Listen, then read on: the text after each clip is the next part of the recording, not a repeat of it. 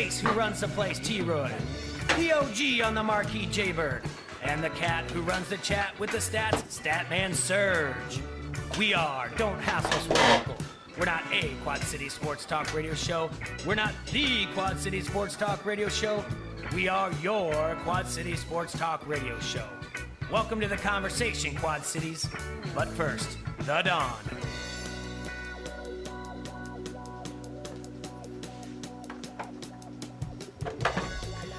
Good afternoon, Quad Cities. It's a wintry wonderland out there. Not really. I actually have been in here for like the last 2 hours. Is it all melted yet out there? No. All right. Well, thanks for tuning in to ESPN 1170 AM. You're listening to Don't Hassle Us, We're Local. Surge is out on assignment still. T-Roy's out of town. We've got Roland in for T-Roy. We got Coral in here. Comes in every Tuesday. We try to get in here every Tuesday. Sometimes she's just busy. And busy building things, too. Yeah. Coral's in from 7G, and she always brings us some nice treats. And today she brought us a tart apple radler from Boulevard. Yes. We'll talk more about that. That's going on. Yeah, you were gone last week. I know. I was so sad. It's all right. But you were busy doing what? Because you had to work on Sunday? Yeah, because I had to work. I had an event every day, Wednesday through Sunday last week, so I was off Monday and Tuesday. Gotcha. Yep, so I relaxed and watched a lot of Netflix, cleaned my apartment. There you go. I actually tuned in for a little bit. Oh, thanks. Of course. So you listen when you're not on. Just I on other do. days too. That's great. Yesterday you also did Habitat for Humanity. I did. So we helped them with a Hops to Houses fundraiser last year, and they bought this house from the city of Dubuque in May of this year. So the city of Dubuque had it for about a year, and then they bought it, and they've been working on it. So they're trying to get all the outside stuff done with it here before it's too cold and gross out. So we helped put up some siding and tear down some of the old stuff. So they turned this duplex into a single family home, and it's going to be great, I think. That's cool. I'm excited to see the final project. Hallie and I were talking about going back and helping them paint it too. Oh. Like, yeah. I actually had a lot of fun. I'm like, I'm going to have to do this again. So did you, talking about paint, do you have a preference color? Like for inside? No, you want to paint the outside, or what did you say you want to paint? The inside. Oh, the inside, gotcha. Yeah. Oh, okay. But I actually had a Home lot of fun decoration hanging going on. siding.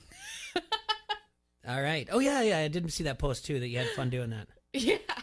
All right, so we're right around the corner. I mean, it snowed. We get it, everybody. It snowed. Your social media posts aren't shocking anyone. Do you have any Halloween plans, Coral? I have 2 events in Dubuque on Thursday. Okay. And then we had a party Saturday in Dubuque as well. What are you dressing up as? What did you dress up as? It's kind of a stretch, but I got a Batgirl costume and made it into Bud Light Platinum, and it's, brewed for the night. Batman's the Dark Knight. Yeah. It's kind of a stretch, but you know what? It works. You got to see it, I think. Yeah. I mean, it's just Bud Girl. All right, there it works. That Yeah. works. Roland, any plans for Halloween? Probably walking around the neighborhood with the kids, hopefully not through the snow. Yes. And, then kind of picking out their candy, see what I want, and go from there. Gotcha. Yeah, I don't have any parties planned or dressing up. I tell everyone I was going to dress up as David Ross, but what's the point? I'm just handing out candy. My kids are old enough now that they can walk around with a group of people, and the moms kind of hang off in the background. I could see David Ross, though. You got that kind of vibe I'm going on. working it a little bit, just in case there's an extra Cub hat somewhere and a pullover. But, he's been announced as the manager. The San Diego Padres announced they're in the manager. Joe Girardi got the job in Philadelphia, and we know Joe Madden's in Angels. What else is open left? There's got to be is there 4 more openings? Mets still, right? Mets, yeah. Mets, Mets Giants? Did they announce theirs? Had not heard that. I have not heard it either. No. Huh. And Dodgers said they're bringing Dave Roberts back. So, we got a big Game 6 tonight. It's going to be a lot of fun. We're going to talk a lot about that because I messaged you, Roland, and said, are the pitching trends going to continue for these 2 pitchers? That's Strasburg and Verlander, or are they going to buck the trends tonight? So we're going to look a lot at that. But what's your initial thought about Game 6? My initial thought is that there'll be a Game 7. Okay. Originally I kind of thought, well, the story's over for Washington. Then I looked a little more. Well, yeah, Strasburg's pitching. There's going to be a Game 7.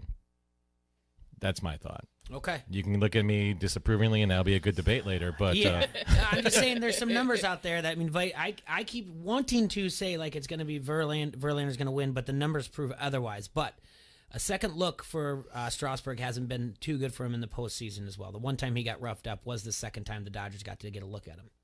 So, all right, and then we have the Monday Night Football game, which you had the Steelers in a survival pool. Yeah, basically fading the Dolphins every week's worked pretty well here. So, yeah, I'm still alive. I'm one of, I think we started with 30, we're down to 6, so still there.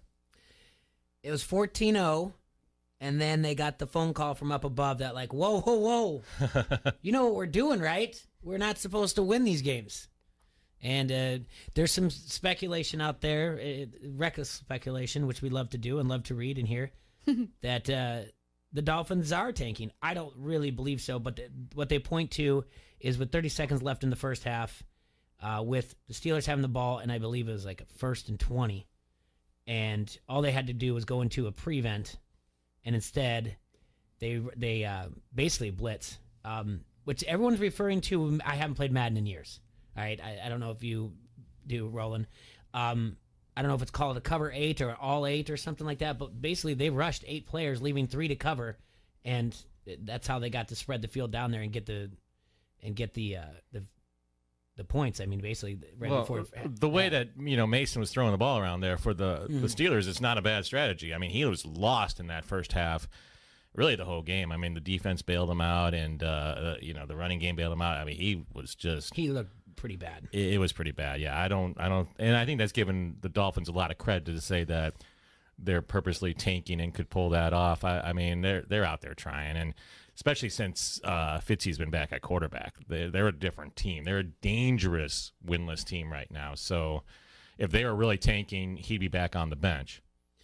Well, all right, but then you remember last week though when Flores said Rosen's going to be our quarterback from here on out. And within 15 hours, he came back and said, "Oh well, we're going with Fitzpatrick." That's again another time where the front office saying, "No, we'll take the risk of either we're gonna have Fitzmagic or Fitztragic and kind of hope for Fitztragic," which you got both of last night. Yeah. First half he looked good. Second half not so. I still think he gives him a better chance than Rosen. I mean, I feel so bad for that kid. Yeah. I mean seriously, he just the Arizona Cardinals last year and then the team that's tanking this year. Well, the good thing is it looks like the Bengals and the Dolphins are on a collision course to both be defeated teams when they play each other coming up soon. Yeah, that'll be exciting, won't it? Yeah, I mean, wouldn't that be great if they made that the marquee game of the week? Oh, why not? Like a 0-0. Yeah. If they move that, they end up in a tie. If they flex that up to Sunday, the Sunday night game, just because somebody has to win that game. And I want to say that's week like 16. Maybe like 14, maybe. Okay. I'm trying to... You're looking at it right now. I'm at 12, 13 here. 14 is the Bengals Browns. 15 Patriots Bengals. Are you going to be right? 16. Yeah, 16 is Bengals Dolphins. It's supposed to be a noon kickoff. Ooh, flex that NFL. Please do. What they got? What else is going on that day? That day? Yeah. Chiefs Bears. Well, the way the Bears are playing, they're not going to flex that one though. They'll have too much. The Chiefs and no, they're not going to flex that out. But man, that'd be a lot of fun. Bears keep losing. I don't know. That'd be a lot of fun. I'm just trying to see if there's any others out there that possibility. Cowboys Eagles they could all the way because they'd be fighting for a division. That one looks like the most. Rams 49ers as well. Yeah, that could be. The Rams are playing better, and yeah, that could be. And we're going to look at the 49ers. We looked at it a little bit yesterday, but we've got some percentages out there from our friends from 538 about the Patriots and the the 49ers and their possibility of going undefeated for the rest of the year. Their win percentage, they've already put all the metrics out there. And so that'll be a lot of fun. We've got our first ever DraftKings League. Last week, we were lucky enough, last Thursday, when we were at the DraftKings Sportsbook at the Wild Rose Casino to have a representative, Steven, he was on, and while we were on the air, he got the text that Iowa was going to have DFS. So, do you do fantasy? You're in the Survivor Pool. Do you do fantasy? I do fantasy, yeah. Coral? No. No. No. Okay. And I'm kicked out of the Survivor one now. You lost the Survivor one. Yeah, I put Cowboys down and then they Against the lost. Jets? Yeah. Oh, sorry about that. I know. Everyone else put Ravens, and I was like, I want to be different. Yeah, I understand, and they actually should have won that game on well, paper. yeah. On paper. Yeah. But it didn't work out that way. But yes, we have our DraftKings. It's league is open to the first 15 teams, and it's on our social media as well. But it's just, if you go into DraftKings, you have your account. You can search into contest. It's just QC Hassle Week 9. It's $5 to get in. I think top 3 places pay. It's open, but really we're kind of assuming all of us are new to it. So kind of getting the idea of how DraftKings works. But I go to our Facebook page or on Twitter, and the link is there as well. So I want to remind everyone to go to Facebook, Twitter, Instagram, like or follow us there. It's just QC Hassle across the board. Go to your Google store, your App Store, and download the ESPN 1170 app. All right, Coral, talk to me about Boulevard Tart Apple Radler. It's very spring-like, by the way. I would say it's more fall-like, honestly. So we got this Tart Apple Radler. Boulevard is really well known for their ginger lemon radler. That's my go-to shower beer of choice, to be honest. I actually tweeted it one time and they retweeted it. But I think I like this one better. It kind of reminds me of those like caramel apple suckers that everyone goes crazy for, but without the caramel part. Okay, yeah. Now I can see that, because at first I was like, when you said everyone goes crazy for, I was like, I don't know about that, but Those caramel apple suckers? Like the sour apple. Like Yeah. no, I'm with you. Yeah, I love that. Like if you're out having one of those and drinking maybe a Sprite to give you the fizziness. Yep. Boom, that's what we got. Pretty much. It even has, a little bit of the sweetness that you might get from the caramel part. That's what it tastes like to me. I really like it. Yeah. Yeah. Like it says Tart Apple Zing. It's got all that stuff that you're talking about. I'm a big fan of Boulevard. They're out of Kansas City. We've been Pretty good drinking brand. whatever the Bourbon Barrel Boulevard. I think it's literally just called like Bourbon Barrel. Yeah, but that's what we've been having. That's a at our pretty house. good one. That's really good. Everyone loves their wheat, and I like their Yep. IPA a lot. So Yep. Their Tank 7 is pretty popular too. Their farmhouse ale. Yeah, they have a really good beers. You can't really go wrong with any of them. But I do really like their ginger lemon radler, and then they have a pretty good sour series. We all know how much I like my sours. There you go. No, that's it. Thanks for bringing it in. It was something different, and I like it. Yeah, I wanted something a little bit more fall, but we don't have a whole lot out right now. We have a couple more Oktoberfest beer right now, and then we have our Stella Artois Midnight Lager coming out here soon. And what makes it midnight? it's a black lager. No. Yep. Fancy. Yeah. I think it's Stella's like first seasonal thing they've ever put out. Because they have their Stella Cedra, but that's not seasonal. It's year round. Gotcha. Big fan of that one. Oh, and then they have their Stella Spritzer, which is basically the cider, but more crisp and more carbonated. A little bit lighter. Yeah. It's a good one. And today, so we've still got more Game 6 to talk about. We've got some early lines to look at around the NFL, NBA games, but we've also got, today's the NFL trade deadline. So we can, if anything breaks during the show, we can talk about that. I think that's 4 o'clock today is the deadline. Sounds right. And then before we went to the show, guy out of New York Daily News saying that, Jets are shopping off, or Jets are kicking tires. So we can recklessly speculate what to do there. I mean, I think it's kind of across the board, kind of the same answers where he should go at Le'Veon Bell if it is going to happen. But we got to take our first break. When we come back, we'll look at all that and more, and kind of look at some early gambling lines and talk about Game 6 tonight. So first, hey, Quad Cities, want you to stop going to your favorite social media sites, asking for suggestions of where to get your oil change, who does the best tattoo work, or the best place for lunch in the Quad Cities. Pick up your Locals Love Us guide. It's It's easy to navigate. Table of contents help you find whatever you're looking for, or go to their website at localsloveus.com. Click on Quad Cities and then browse the favorites. So easy to use. They even rank the most popular places for you. So when you're going out there looking for the best burger or, I don't know, best snow removal place, that might be it. Or you might need some new snow tires.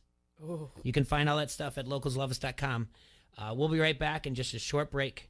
You're listening to Don't Hassle Us Local, ESPN 1170. This is WQAD's Matt Randazzo, and you're listening to Don't Hassle Us, We're Local on ESPN 93.5. Your kitchen and bathroom are the places your guests will see the most when they visit your home. Don't let them see scratched surfaces, outdated cabinetry, and faded walls. Now's the time to complete the home renovation of your dreams. For this type of project, you need an all-star. You need to call Mike at All-Star Home Services. Check out their past transformations at all-starhomeservices.com. Call now and get $500 off your complete kitchen or bath project. Call 563-299-3780. Or visit all-starhomeservices.com. And now an old classic commercial from Mark Brenny. Hi, I'm Mark Brenny, owner of Brenny's Motorcycle Clinic in Bettendorf. I'm often asked, how do you come up with those creative commercials for your motorcycle shop? Well, come along into the radio think tank and see for yourself just how it's done. Okay, we need a new ad for our Suzuki ATVs. Anybody got any ideas? Okay, Mark, here I got it. Here's the top 10 reasons to buy a new Suzuki ATV from Brenny's. All right. Number 1, they're good for picking up girls while you're deer hunting. Nah, that's overused on TV. How about this? Your wife wants some new jewelry. You want an ATV. My name is Mark Brenny, and if I say that idea stinks, it stinks. Nope, seems like I've heard that somewhere before. Anyone else? Yeah, boss, I got one. Jack and Jill went up the hill to fetch a pail of water. Jill bitched the whole way down, so Jack traded her for a new four-wheeler at Brenny's in Bettendorf. Well, as you can see, it takes a lot of brain power to write good commercials, but you know, Suzuki ATVs sell themselves. Check them out at Brenny's Motorcycle Clinic in Bettendorf. ATVs are for those 16 years and older. A rider course is recommended. We'll even pay for it. From local to global, ESPN 1170 has you covered. Your Quad City Sports Show is here for you. Don't hassle us. We're local with your favorite foursome, T-Roy, Jaybird, Surge, and you. Weekdays noon to 2 on the Quad City Sports Leader. ESPN 1170 AM wants you to be an insider. Get access to great contests at ESPN1170am.com. Brought to you by Necker's Jewelers, where the Quad Cities gets engaged. From the Quad City Sports Leader, ESPN 1170 AM. Once upon a time, everything was fine. No winds thrashed, no hail crashed, no lightning would strike, no fire would ignite. Everything was grand in carefree land. Then one day... Mom. Yeah? The story isn't doing it for me. I'm a realist. Smart kid. It pays to be aware of what's possible so you can protect yourself and your home against it. For affordable homeowners insurance that covers all the real risks, visit jorgenseninsurance.com. ESPN 1170 AM is the Quad Cities Sports Leader and your home of the local sports show. Don't hassle us. We're local. Listen for a chance to win everything from tickets to free food every time you win and pick up your prize at the ESPN 1170 AM Pepsi ticket window. We'll give you a free Pepsi for the road as well. It's like winning twice. Get more chances to win by downloading the ESPN 1170 AM app or by going to ESPN1170am.com. It doesn't matter what side of the river you're on. Your local Quad City Sports Show is right here. Don't hassle us, we're local. 12 to 2 on the Quad City Sports Leader, ESPN 1170 AM.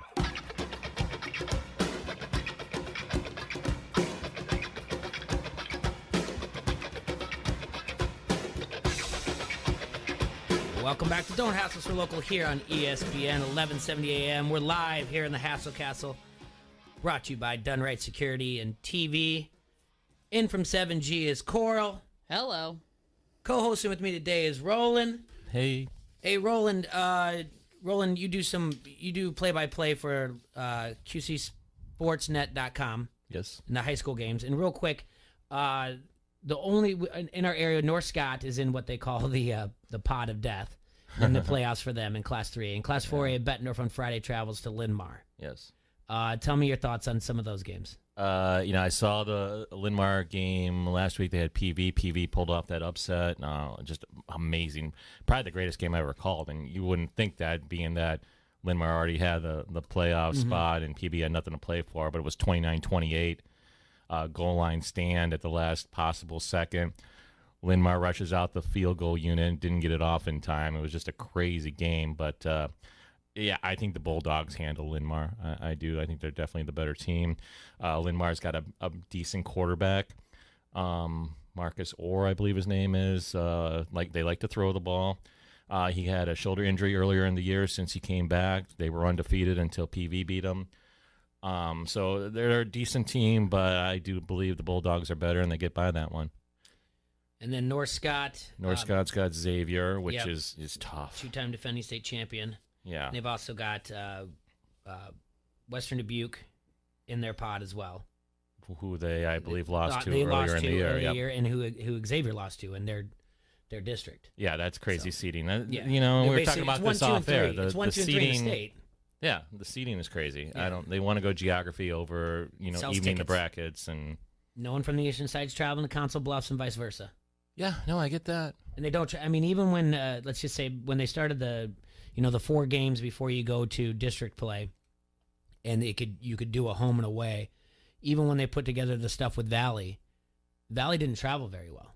Mm-hmm. It's not really worth it to put these big teams. You're not increasing the gate. It was proven when the weather was great. Yeah. Playoff football is a different story, but if you seed it out much like Illinois does, and have 16 going to a 1, or even if you do 9 to an 8, it's not their thought is that they're not going to travel that far, and rightfully so. But if Bettendorf wins that, they would have the winner of Cedar Falls and whoever they play. Dubuque Senior. That'll be a rematch of a game earlier they had in the year. Cedar Falls won that, and so, it should be. It'll be interesting to see that. It'll be fun, and like you pointed out before the show, Bettendorf would have to travel to Cedar Falls 3 straight weeks if they want to. Yeah, and if you look at, that Cedar Falls game is going to be fun, I think, if they get there, and they should get there. Cedar Falls played Senior earlier in the year, beat them, so, yeah, you got to figure Cedar Falls is going to win that and be there. So, and that was that crazy lightning delay game, That's right. And it didn't finish until about midnight. Bettendorf had the lead in that and kind of coughed it away late. I don't know. I feel good about the Bulldogs, but let's see what happens this week and stay healthy, and Bay Bowie maybe get some more carries this time. Yeah, that's true. Are you calling any of the games? Not this week. Okay. The rest of we'll wait and see what happens here. So yeah, I wonder in the quarterfinals if they treat it like the semifinals, because I know they charge you for the semifinals, right? For To any call it, yeah. the semifinals and finals you do. Okay. Quarterfinals are still they're a little more laxed on that. Okay. So Gotcha. All right. Well, tonight, down 3-2, the Nats face a must-win in Houston. Coral. Yeah. Who you pulling for here? I don't know. You don't know? No. Well, it's a big one. If the Nationals win and send this thing to Game 7, it will mark the first time the road team has won the first 6 games of the World Series since ever. I'm going to go with Houston. Coral, ever. I don't know. That's just what my heart's telling me. All right, this is a rematch of Game 2, Strasburg versus Verlander. You're not going to watch, are you? No. You're not going to watch. I might check it on Twitter. Okay. All right, so rematch of Game 2. And we kind of talked about this briefly before. And Roland, you're saying there's going to be a Game 7. Yeah, I just like the way that Strasburg's pitching, and I was kind of looking at it, and he's been dominant this postseason, and I feel like he keeps it alive tonight. And if you look at it, they've won every single postseason game that he's pitched in this year. Mm-hmm. He's 4-0 with a 1.93 ERA in the postseason, Yep. compared to Verlander, who's 1-3 with a 4.415 ERA, and Verlander's never won a World Series game in his career. He's 0-5. Mm-hmm. Like we said, it's a rematch of Game 2. Strasburg outdueled Verlander in that. The Nats won 12-3. As far as gambling goes, this line opened with Houston listed as a heavy favorite, minus 170. And the Nats at a tempting plus 160. Surprisingly, nearly 2/3 of the bets are grabbing the plus money, with the road dog Washington expecting the Nats to stave off elimination.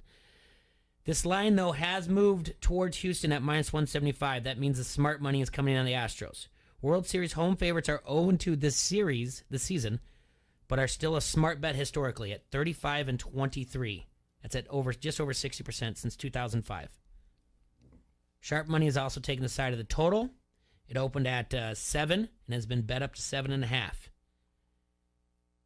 Crazy enough, when you look at Sam Holbrook, who's behind the plate, the over is 227-193 at almost 55% when calling balls and strikes since 2005.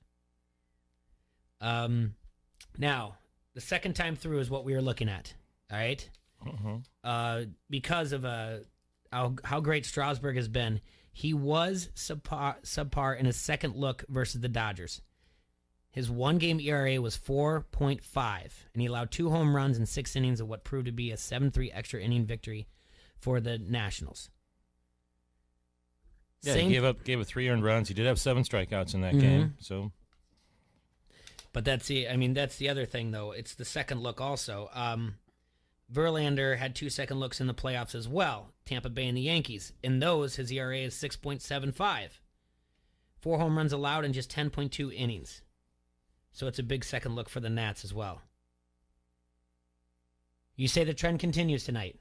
I just like Strasburg in a big money game like that. He's the best pitcher in this World Series right now. Either team, I believe. Yeah, I feel. I mean, that's going to be your storyline. It's going to be if Verlander throws a gem, he gets over the hump. Astros, win the World Series again. If he doesn't, they're going to have the continued to slump in the World Series.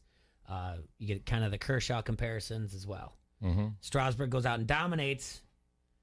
Who's going to be a better option in the postseason? Garrett Cole or Strasburg? Strasburg can opt out of his contract after this year. Who's going to be who's going to be the first 300 million pitcher? And you look at those games. You're talking about Verlander. Never won a World Series game. He's had some duds. 7 runs given, or 6 earned runs, 7 runs against St. Louis back in 2006. 3 runs, 1 earned, so that was a good game, but it ended up getting the loss later in that series.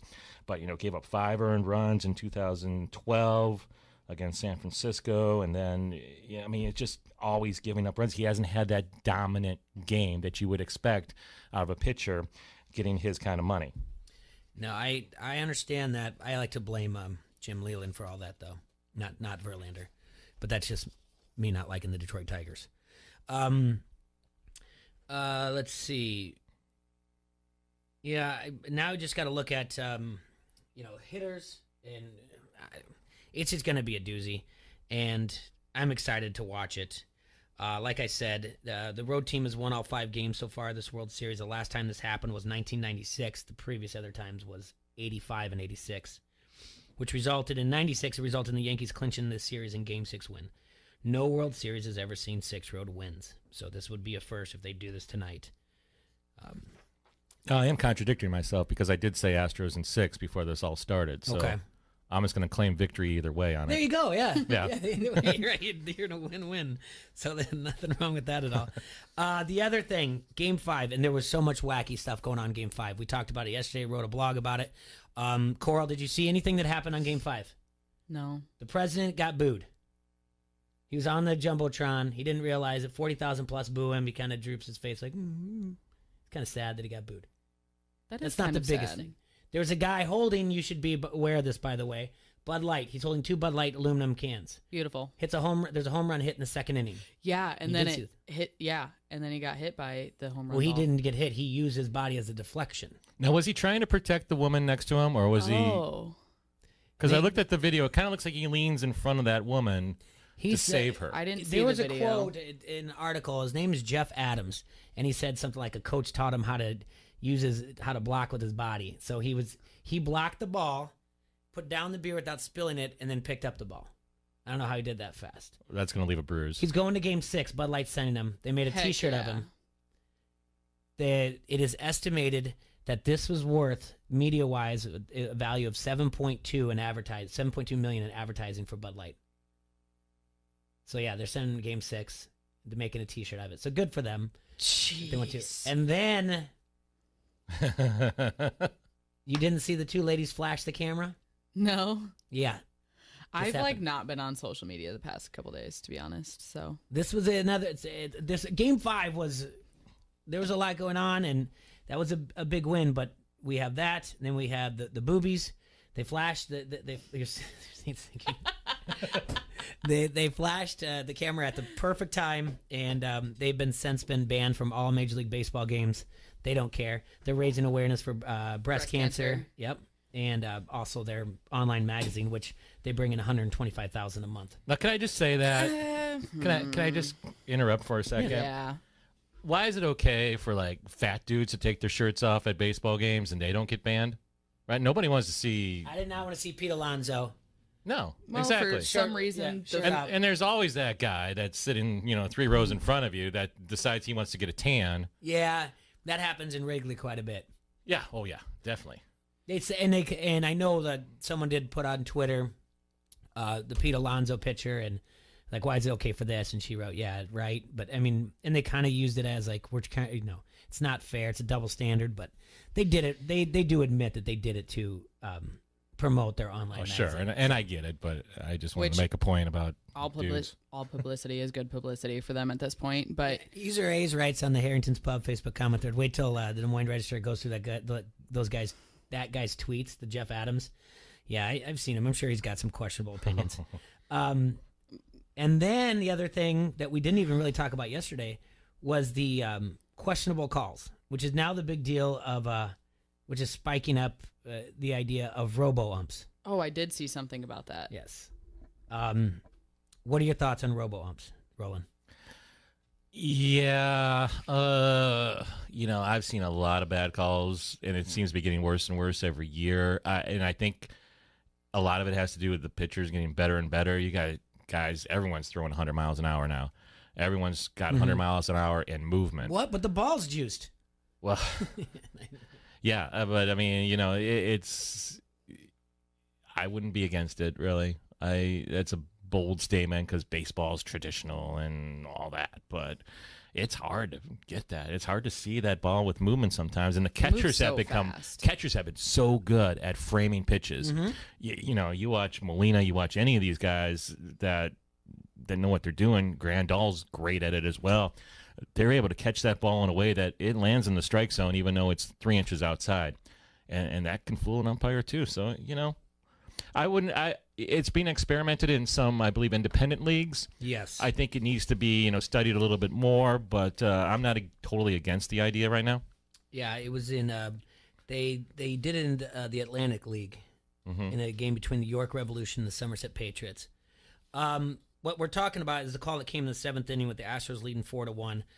Zimmerman was on first, and he was there after taking a full count pitch that Astros Garrett Cole thought was an inning-ending strike.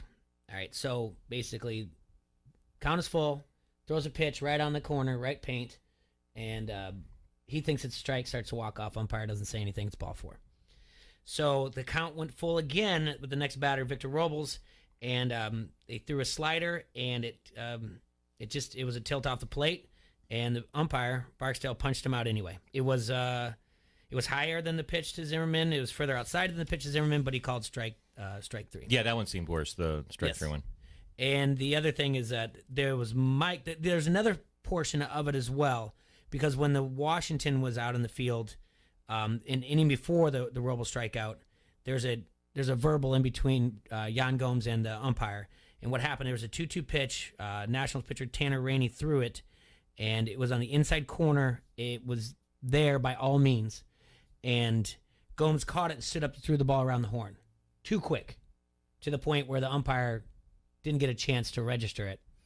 And they're mic'd up, and Gomes even turns around and looks at him, and he said, he just said, my fault. He questioned himself. He's like, my fault? And it doesn't really go, he doesn't say much anymore. There is also Mike on there where Dave Martinez yells at the umpire, come on, Lance, it's a World Series, wake up. And rarely does he say anything to anyone, but this is what everyone's pointing to now about the robo-umps. I don't know. I mean, it's part of the game, I guess. Like I said, usually a strike's a strike, a ball is a ball, but... Well, you coach. What's the old adage, right? If it's close, you got to swing. Exactly. So you can't be taken, especially in the World Series. You got to, on a 3-2 count, you got to protect that plate. Anything close, you got to swing at it. Nothing worse in our house than a backwards K. Yeah. And, it happened again this weekend. And my daughter told me that she didn't like that pitch. I said, that's not for you to decide. Yeah. I didn't like that pitch. Yeah, you had the two more, you got to decide whether or not you liked it or not. But exactly. The other one, you got to throw your bat at. She's like, I just don't like those outside ones. I said, well, you got to throw your hands at it. You got to foul it off. You got to get all Rizzo and choke up and protect the plate. That's right. I was so bad at batting.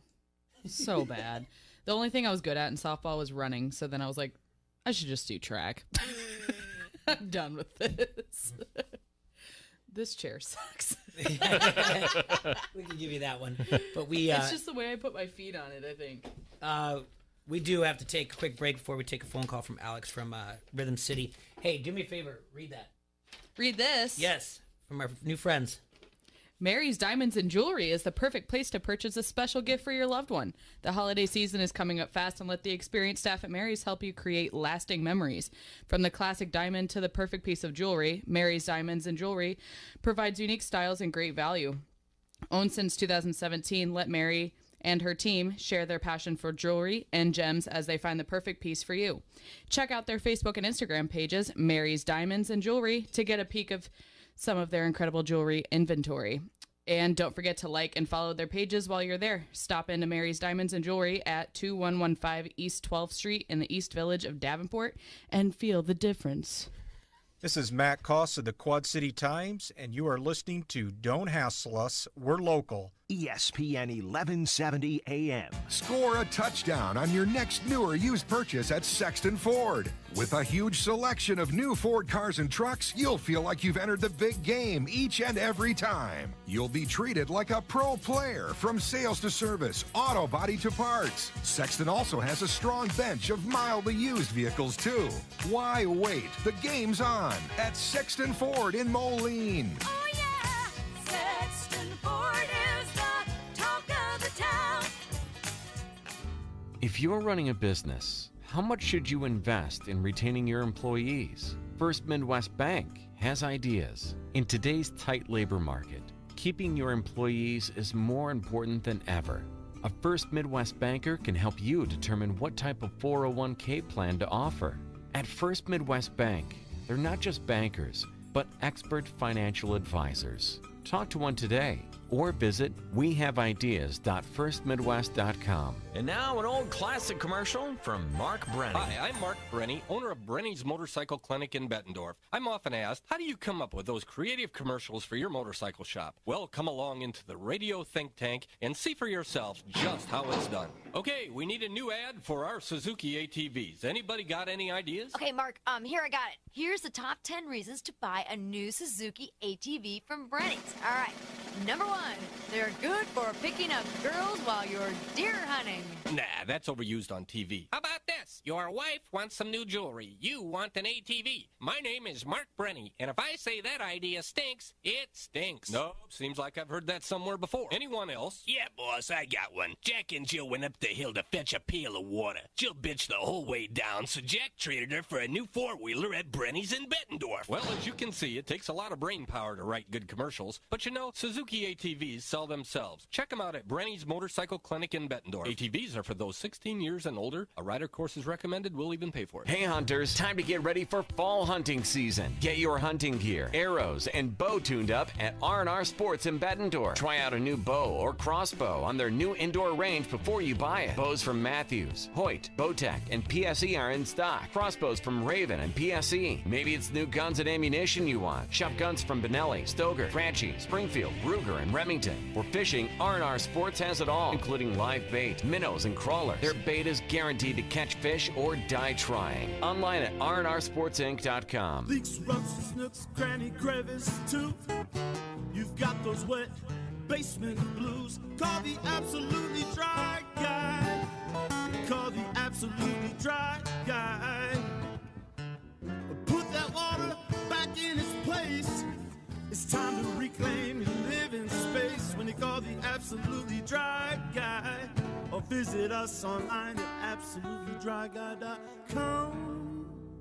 This was brought to you by Absolutely Dry Basement Waterproofing. Not the same old song and dance. New and different every day. Don't hassle us. We're local. Noon till 2 on the Quad City Sports Leader. ESPN 1170 AM.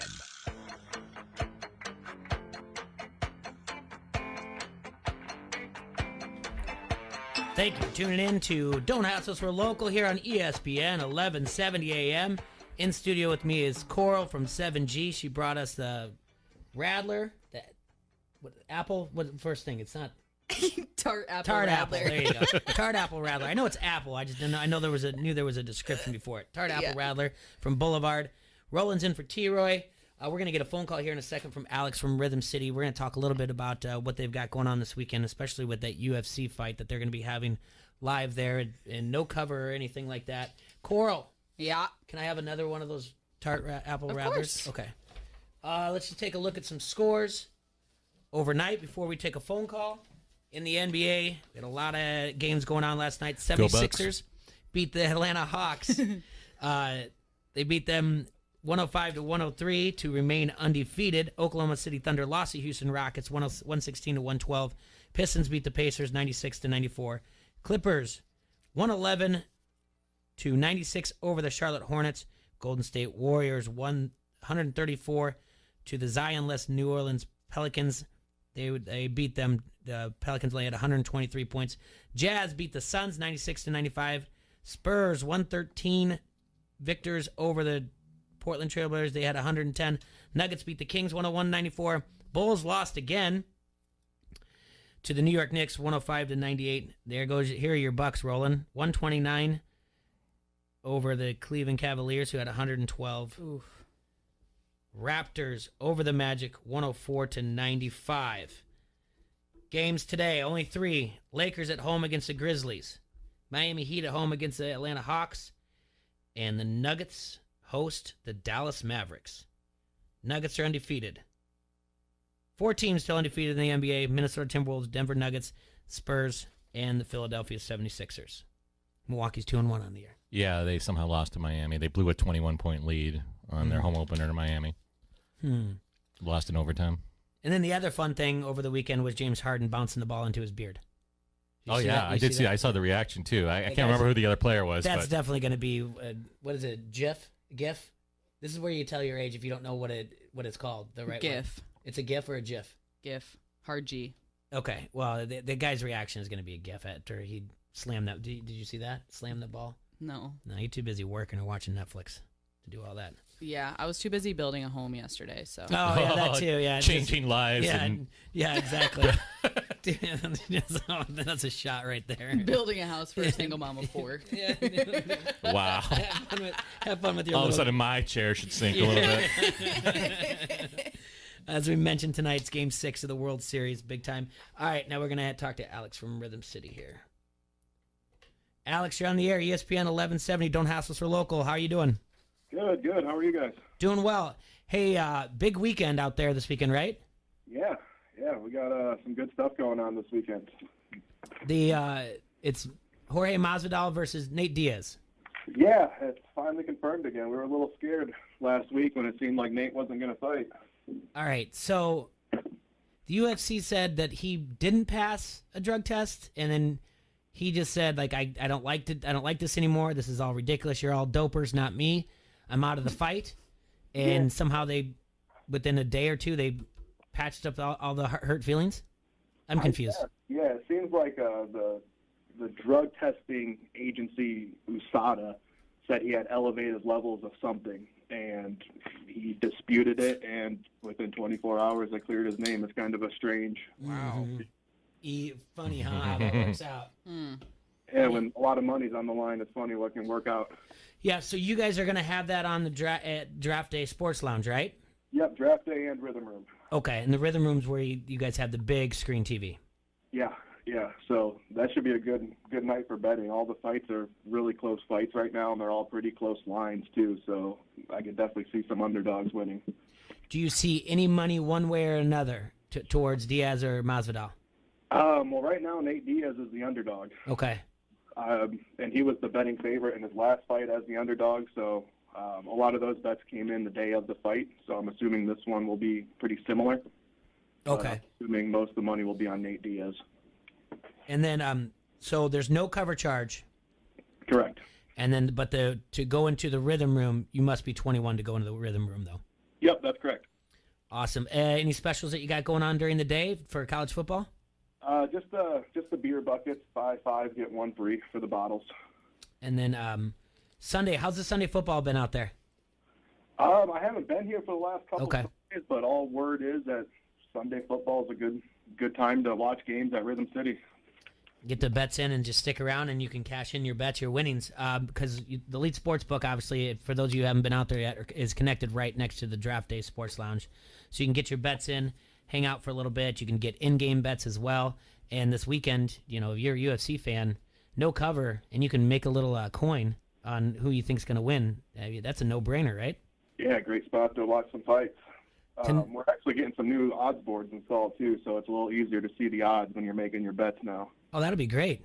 Yeah, right now they're tucked behind that wall in Draft Day, but we're installing a couple of new ones directly to the left side of it, so you can see them right when you're at the counter. Are you seeing any action on the World Series? Not as much as I thought we would. I think with the Cardinals getting knocked out and stuff, a lot of the local interest in baseball went away. Mm-hmm. We're still seeing some, but I thought it was going to be much more. But we'll see. Game 6 is on tonight, so I guess we'll see what's going to happen tonight. Yeah, it's an interesting line. We were just talking about how it's gone up to minus 175 for the Nationals. I don't know where Elite has it right now. I haven't updated my browser, but so right now we got plus 150 Nationals. Okay. 170 for Astros. 170. All right. So that's where it's opened at. Is you guys are back down to 170. All right. Well, that's about right. Value probably is Nationals. It's probably the smart side of the bet right now is what we'd be telling everybody. We looked at the numbers, and Verlander versus Strasburg, I know they're the home team, but that right now the smart bet, and kind of every road team's won, so kind of have to go with it.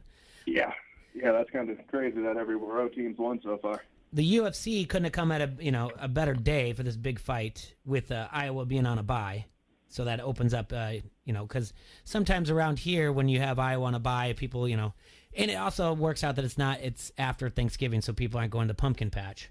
Yeah. That's what we usually, when there's a bad Sunday of football games, we advise the men that listen to our show to maybe take the day off and go to the pumpkin patch. But yeah, it's going to be a good weekend because that fight's going to fill it up for you guys. I know everybody that I know that follows UFC has a great time going there, and they always post something afterwards about it. And when we follow up on Monday, they're leaving comments on the Harrington's Pub Facebook comment thread about the fight out there, and talking about the tickets that they won.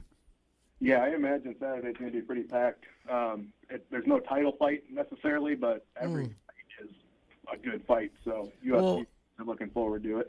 Isn't this like and we're going to have our friend of the show, Bob McClellan. Isn't this for like the title, the made up title for? Yeah, that was my not necessarily point. It's for the BMF title. Yeah. And is it true The Rock is going to present the title to the winner? That's the word right now, yeah. The Rock's going to be there to put the belt on whoever wins. Oh my God! If this thing ends in a That'd draw, be so cool. If this ends in a draw, people are going to lose their minds. Yeah, I don't imagine it'll end in a draw, but that possibility is always there. How much do you follow UFC? UFC is probably the sport I watch the most, honestly. Okay, who do you think is going to win? If I was betting or just No, who do you think is going to win? I mean, I would say Nate Diaz. Okay, and why is that? Experience in 5-round fights. He had a war with Conor McGregor that was a brutal fight for all 5 rounds. Jorge Masvidal is not used to fighting 5 rounds, and most of his wins come early. So I could see him winning the first round or 2, but then Nate Diaz being fresh in the 3rd round should get him the victory for the final 3 rounds. Now, Masvidal, give me the background of him. So he started. His first fight was when he was like 18 years old. He's been fighting for about 16 years. He first came to recognition in the street fighting videos from Kimbo Slice. Okay. He Yeah. he was in those, but he's just a veteran that's been around forever. Pretty much all of his losses have been to top name people, and he's on a streak right now. He's not the guy that did like that running kick and knocked somebody out in like 3 seconds. Yeah, that's him. Oh, that's him. Yeah. All right, so that's the guy. That's the one. Like that was that Askren that he did? Yeah, Askren. And Askren lost last Saturday. Yeah, he got pretty much his last 2 fights. Askren's been put to sleep. Is he going to retire?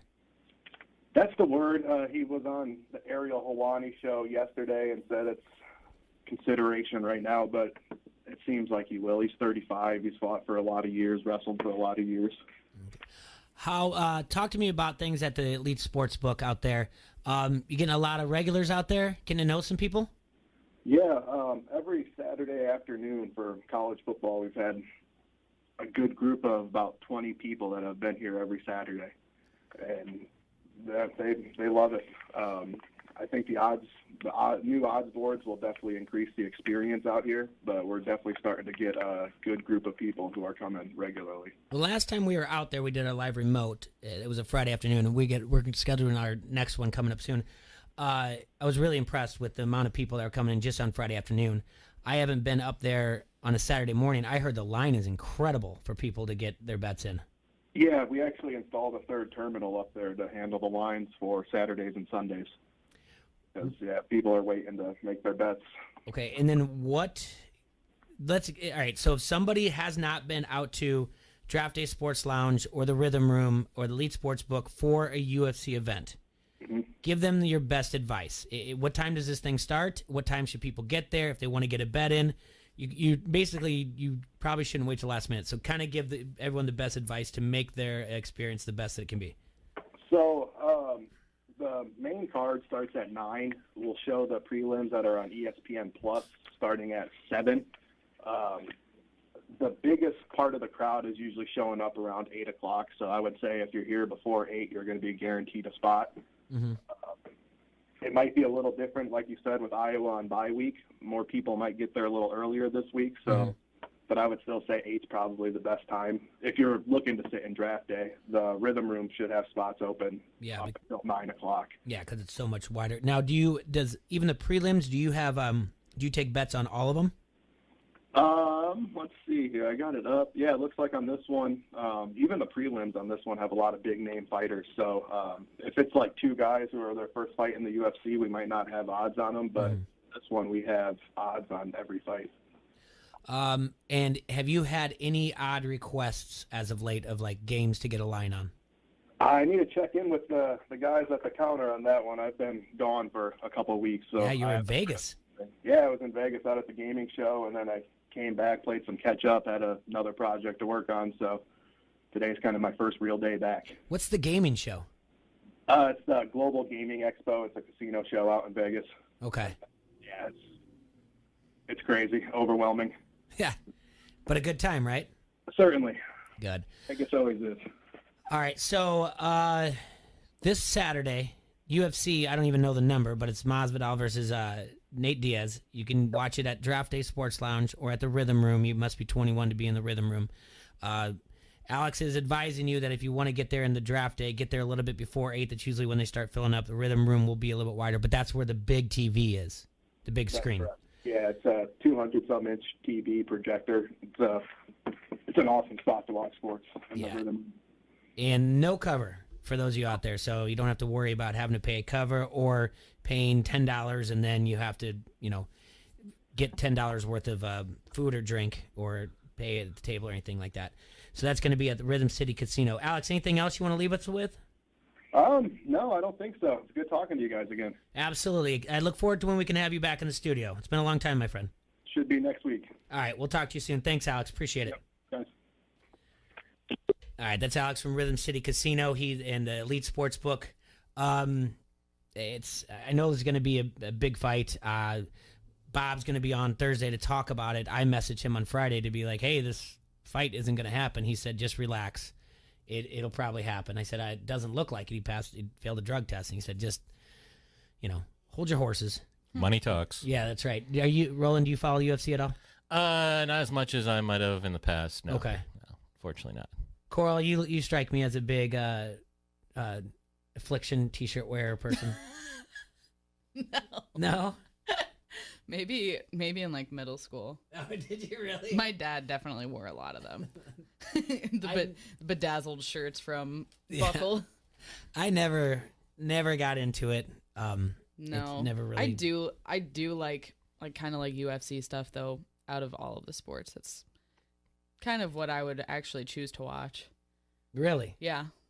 Out of all of them. Yeah. That and hockey. Okay. Yeah. Do you ever make it over to a Storm game? No. We got to get you to a Storm game. I used to go to Mallards games all the time growing up. Okay. All the time. And I'd always get myself a Whitey's Oreo Blizzard. Well, I didn't buy it myself. My grandpa got it, but, you know. That was nice, though. It's worth the trip, you know. I know. One time he even let me get 2.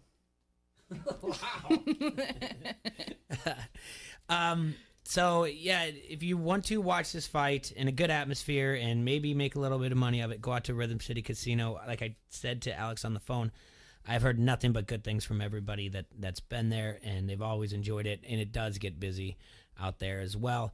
And then I want to remind everybody about more gambling, that we just started a league for DraftKings, and it's the QC Hassle Week 9. So you go into DraftKings, you search contests, and you look at QC Hassle Week 9. It's $5 to get in. Top 3 people we're going to place out, and we're dipping our toes in the water to figure this out. Have you ever done this before? I have not. Okay. I don't feel like I understand exactly. I mean, I know I get the premise of it. You have $50,000 and every player gets a certain amount of money, and they know what they're doing, obviously, the founders of DraftKings. And based on offenses or your performance, how it goes, you're going to cost more, and you're just trying to find the diamond in the rough. And these big money tournaments, people are putting in multiple lineups, which, I mean, in this one, it's just 15 teams. So I guess if you want to win $30 that bad, you can put in multiple lineups. I don't know. But we put one on in the air on Friday. I mean, that's how quick it went in Iowa. It was announced Thursday on our show, and on Friday we already had a DraftKings lineup going on. Yeah. We did one on the air. I don't know how many people were in this league. It was they'll give you $3 free just with your first deposit. So we got into one, and we were just like outside top. I mean, we were on the opposite side of 300,000. We were not in the top 300,000. So you didn't take Cup or No, didn't have Cup. Didn't have any. We didn't have Stafford. Tevin Coleman. Didn't have Tevin Coleman. No. But they split it up somehow.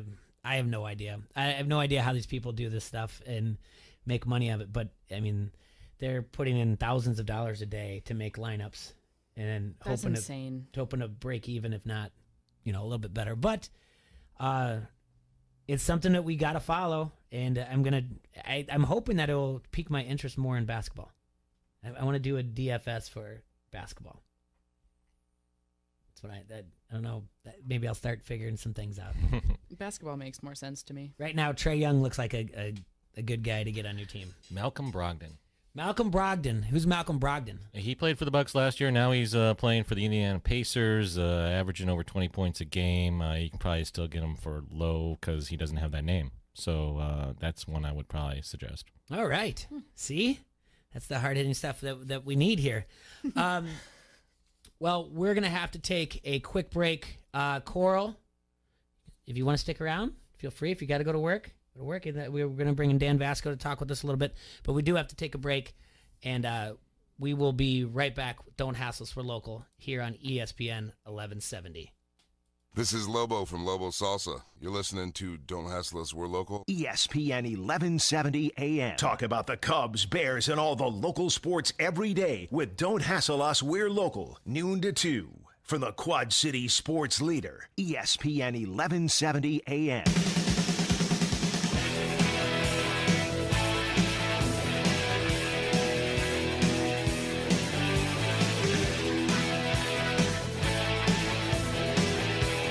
Business. Is it better to build your way to growth or buy your way? First Midwest Bank has ideas. It's a critical decision. and different for every company. A First Midwest commercial banker can help you weigh your options. Because at First Midwest, they're not just bankers, but expert financial advisors. Talk to one today or visit wehaveideas.firstmidwest.com. M&A Momentum, Strategic Momentum, Business Momentum, First Midwest Bank. This is Merrick Brave from SCW Pro, and you are listening to Don't Hassle Us, We're Local. ESPN 1170 AM. When the soil around your foundation shifts, it can cause serious problems for your home, including bowing, leaning, or cracked basement walls. Helitech's patented wall anchoring system will provide a permanent solution for bowing basement walls and will get the job done right the first time.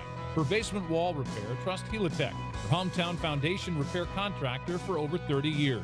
Soil constantly expands and contracts, putting pressure against your foundation, causing it to bow or crack. Helitech is the area's only contractor that uses AB Chance, an American-made wall anchoring system to provide a permanent solution for bowing or cracked foundation walls. Helitech proudly services Central Illinois, the Quad Cities, Central Missouri, Southern Illinois, Southeast Missouri, Western Kentucky, and the greater St. Louis region. When it comes to basement cracks, don't ignore the problem. Trust Helitech to heal your home. Give yourself peace of mind knowing they will find the root of the problem, the solution, and heal it for a lifetime. Heal your home with Helitech. With the loss of a loved one, planning a fitting service can be a real challenge. At Whelan Presley Funeral Homes and Crematory, with our personalized service and attention to detail, you can be confident the service will be everything you wished for. We've been serving families in our area for generations. We would be privileged to serve yours too. Whelan Presley Funeral Homes and Crematory, Rock Island, Milan, Reynolds, and the Knox Chapel. Leaks, ruptures, nooks, cranny, crevice, too.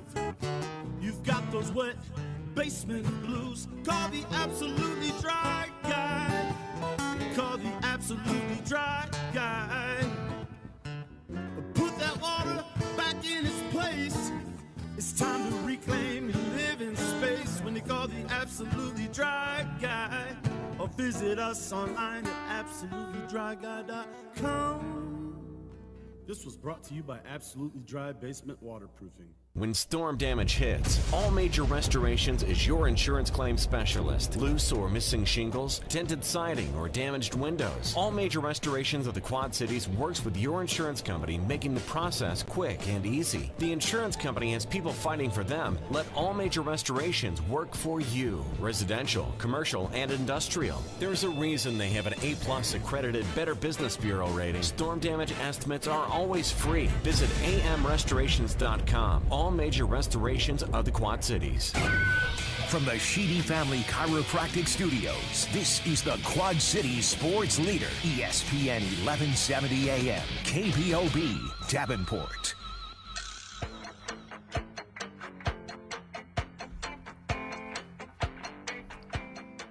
Thank you for tuning in to ESPN 1170 AM and Don't Hassle Us, We're Local. I want to thank Coral from 7G for stopping in here and bringing this tart apple rattler from Boulevard Brewing Company.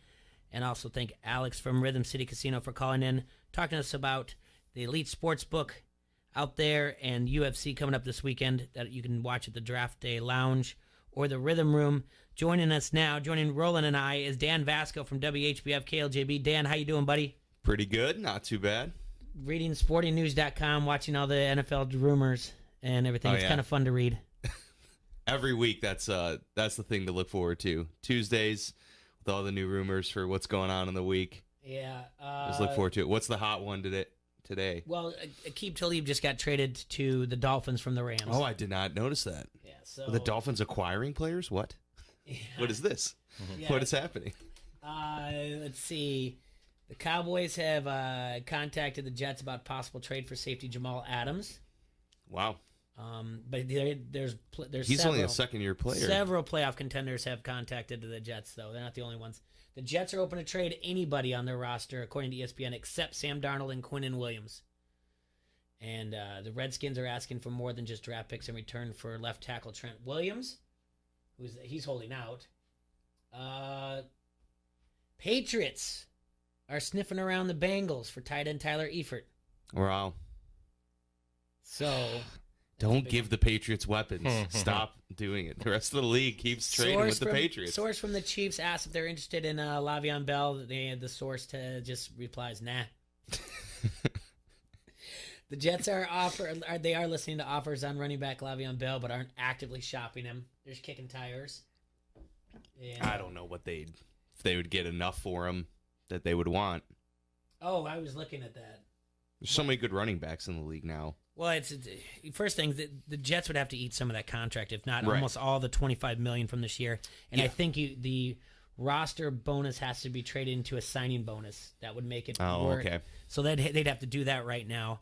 I was looking at the 2020 draft order if it would happen right now, let's say, and what teams would be a suitor for the Jets, who would want to have him on their team. I know a lot of people said the Lions, the Texans, and the Chiefs for Le'Veon? Yeah, Le'Veon Bell. Yeah, I mean, I could see the Chiefs more than anything because they're contenders and their run game hasn't been spectacular. Yeah. It's just there's a lot of teams that don't really need it, or at least need it for what high of a price they're going to have to pay. Well, obviously a first rounder. Yeah. And the Lions are sitting at, if you were projecting it from what's going on this year, Lions would be sitting at somewhere around 17, 18, 19 next year. And the Lions have they'll get carry on back and they're fine with him. So would it be a 1-year rental? And that wouldn't make sense to trade away an asset for a 1-year guy. Yeah. Maybe the Titans. Their picks are somewhere around the 13, 14, 15. And but are they really going anywhere this year, Titans? Yeah. Yeah, I doubt it. I mean, they're somewhat in that wild card hunt, but also the run game hasn't really been the problem. They need a quarterback. Mm-hmm. Well, they got Ryan Tannehill. Yeah, that's right. They need to do I it. stand corrected. Trade Marcus Mariota to the Bears. I asked that yesterday on Twitter. One, like, who should should Ryan Pace be on the phone with other teams, and who should it be? Who are you going to go after right now? I mean, Marcus Mariota. Nick you Foles? you want Marcus Mariota though? That's who you want. Do you want Mitchell That Trubisky? fixes the Bears' problems. Do you want Mitchell Absolutely Trubisky? not. Absolutely not. But I don't want to give away picks to get Marcus Mariota. If anything, What is Marcus Mariota worth? I mean, what picks? well, they have just any? for the fact of him being a quarterback, I'm sure it would be higher than you would want. Even if it's a third rounder, I'm not willing to give away a third rounder for Marcus Mariota.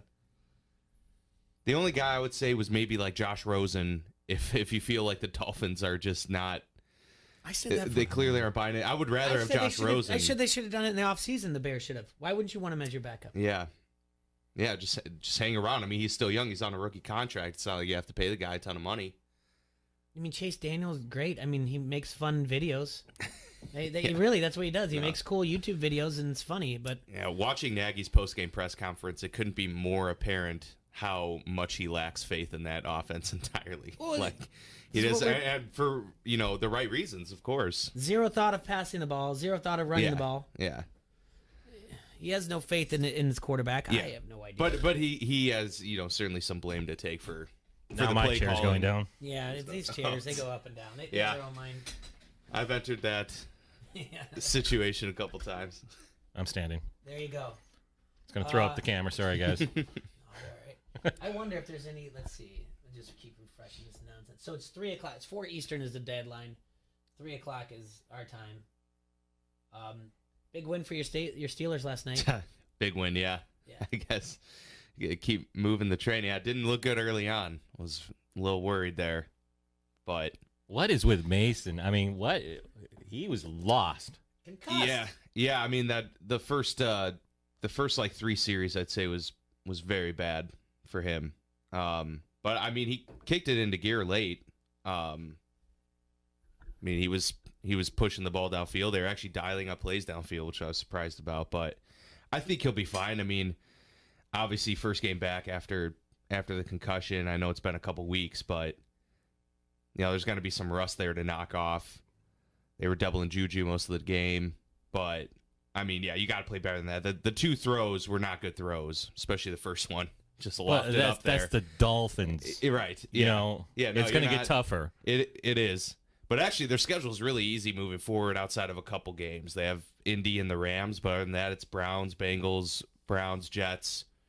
I I forget who else. There's one other in there, so we'll see. We still know what this team's made of.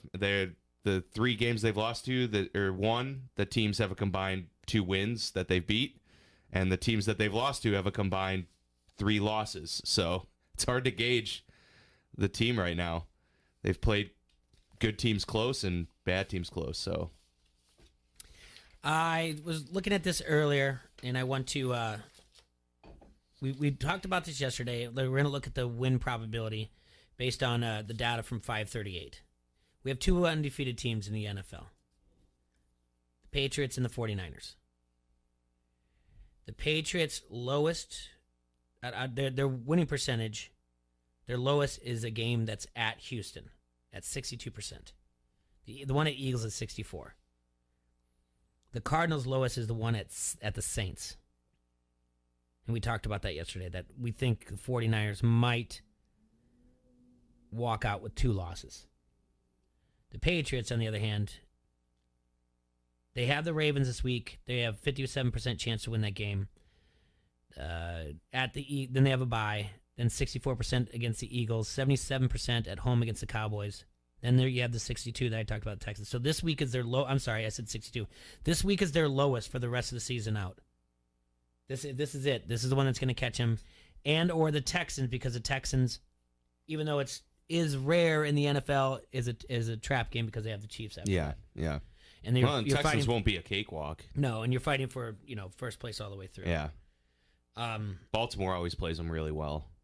Yes. I mean, this week is going to be huge. Their defense, obviously, is we've talked about it.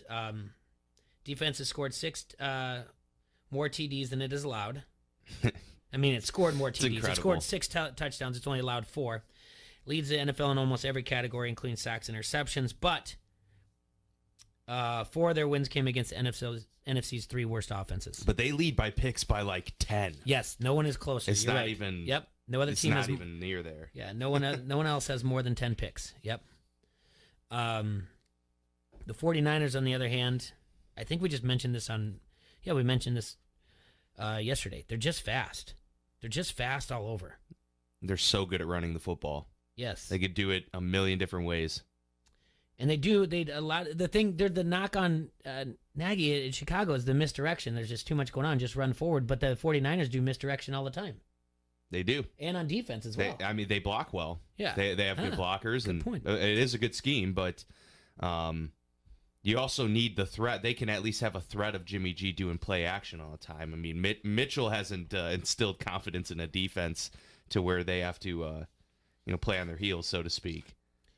Well, I think if they stop the run, they know they have a very good chance of winning the ball game. Give Kittle some credit too. The former Hawkeye is amazing. He is phenomenal, man. Like he's so quickly ascended. It was just out in right away. The guy was a star. And fantasy purposes, people might be a little frustrated. He's only got 1 touchdown on the year. Yeah, but he's got enough volume, I think, to where it's the touchdown should come. But yeah, guys like Tevin Coleman blowing up too. Yep. All right. Well, I think it makes it about as good a time as any as to look at Sports Illustrated's power rankings into Week 9. And let's see. Last week they had 6 people voting from the Monday morning quarterback staff for SI.com. This week they have 7 voting. Seems to be the power rankings kind of hold the same, but it always gets a little bit changed up after that, and that's when it gets questionable. So, number 1 is the New England Patriots. They were number 1 last week. The lowest place, again, they got 1 vote at number 3. And who was it? Wasn't the vote last week for as high as number 1? Do you remember what it was?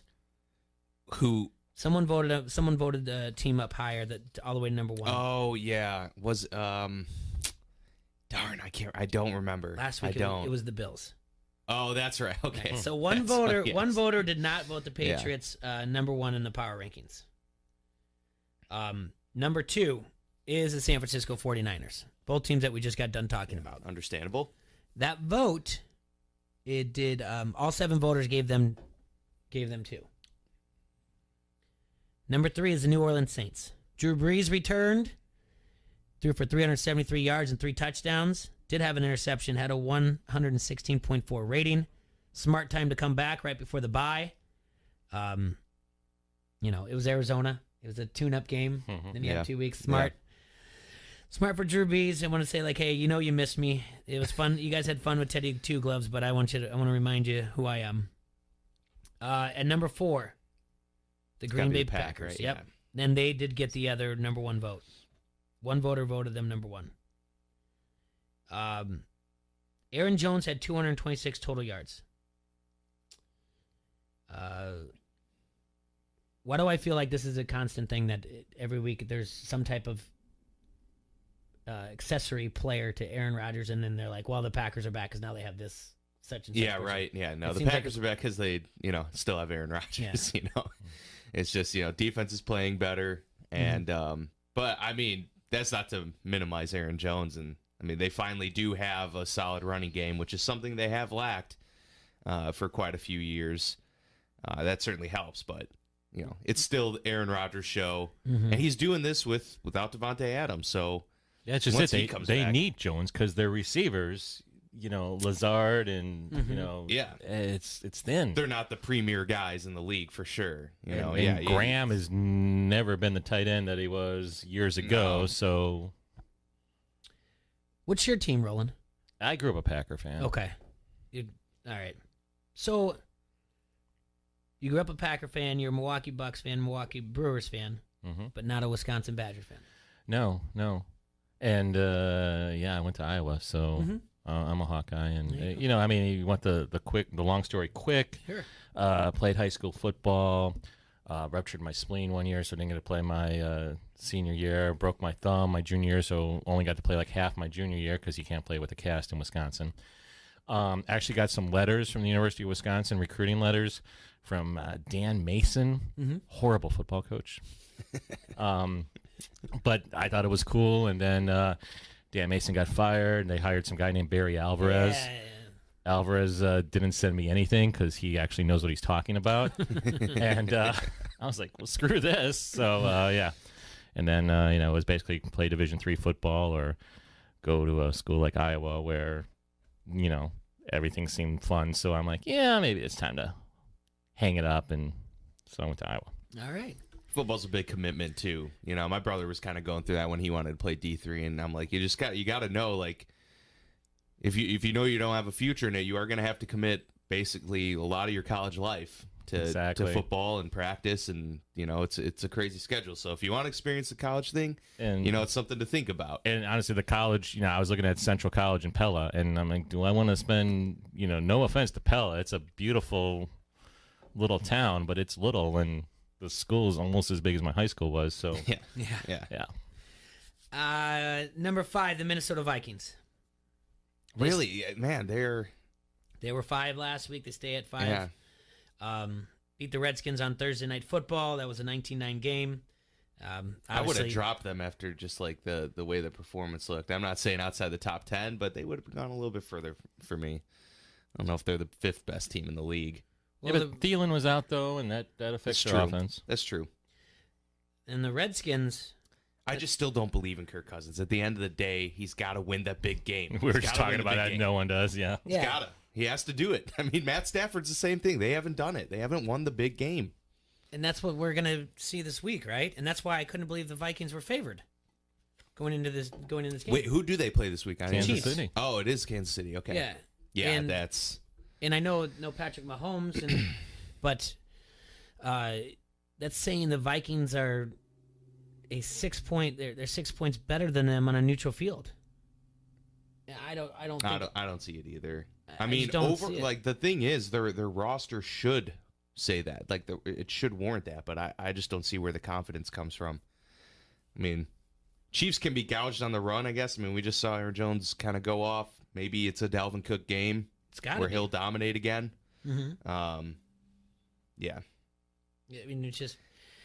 is Kirk Cousins going to continue that train that he's on? I doubt it. At number 6 is Kansas City Chiefs. So it depends on what's going to happen with Patrick Mahomes. But Matt Moore with 24-36 for 267 yards against Green Bay Packers. But they're at number 6. We are looking at the SA.com Monday morning quarterback rankings. They've been actually a little bit consistent, but it'll fall off soon. Yeah. Number 7, the Seattle Seahawks. Okay, that's fair. Yeah. Russell Wilson. Highest place vote is been at 5, lowest place at 15. One voter had him all the way down to 15, which is a little crazy. Like, how do you do that? I don't know. I don't understand that. Russell, the Love Muscle Wilson, he has the highest quarterback rating in the league at 115.5. Number 8, the Baltimore Ravens move up from one spot. They were 9 last week.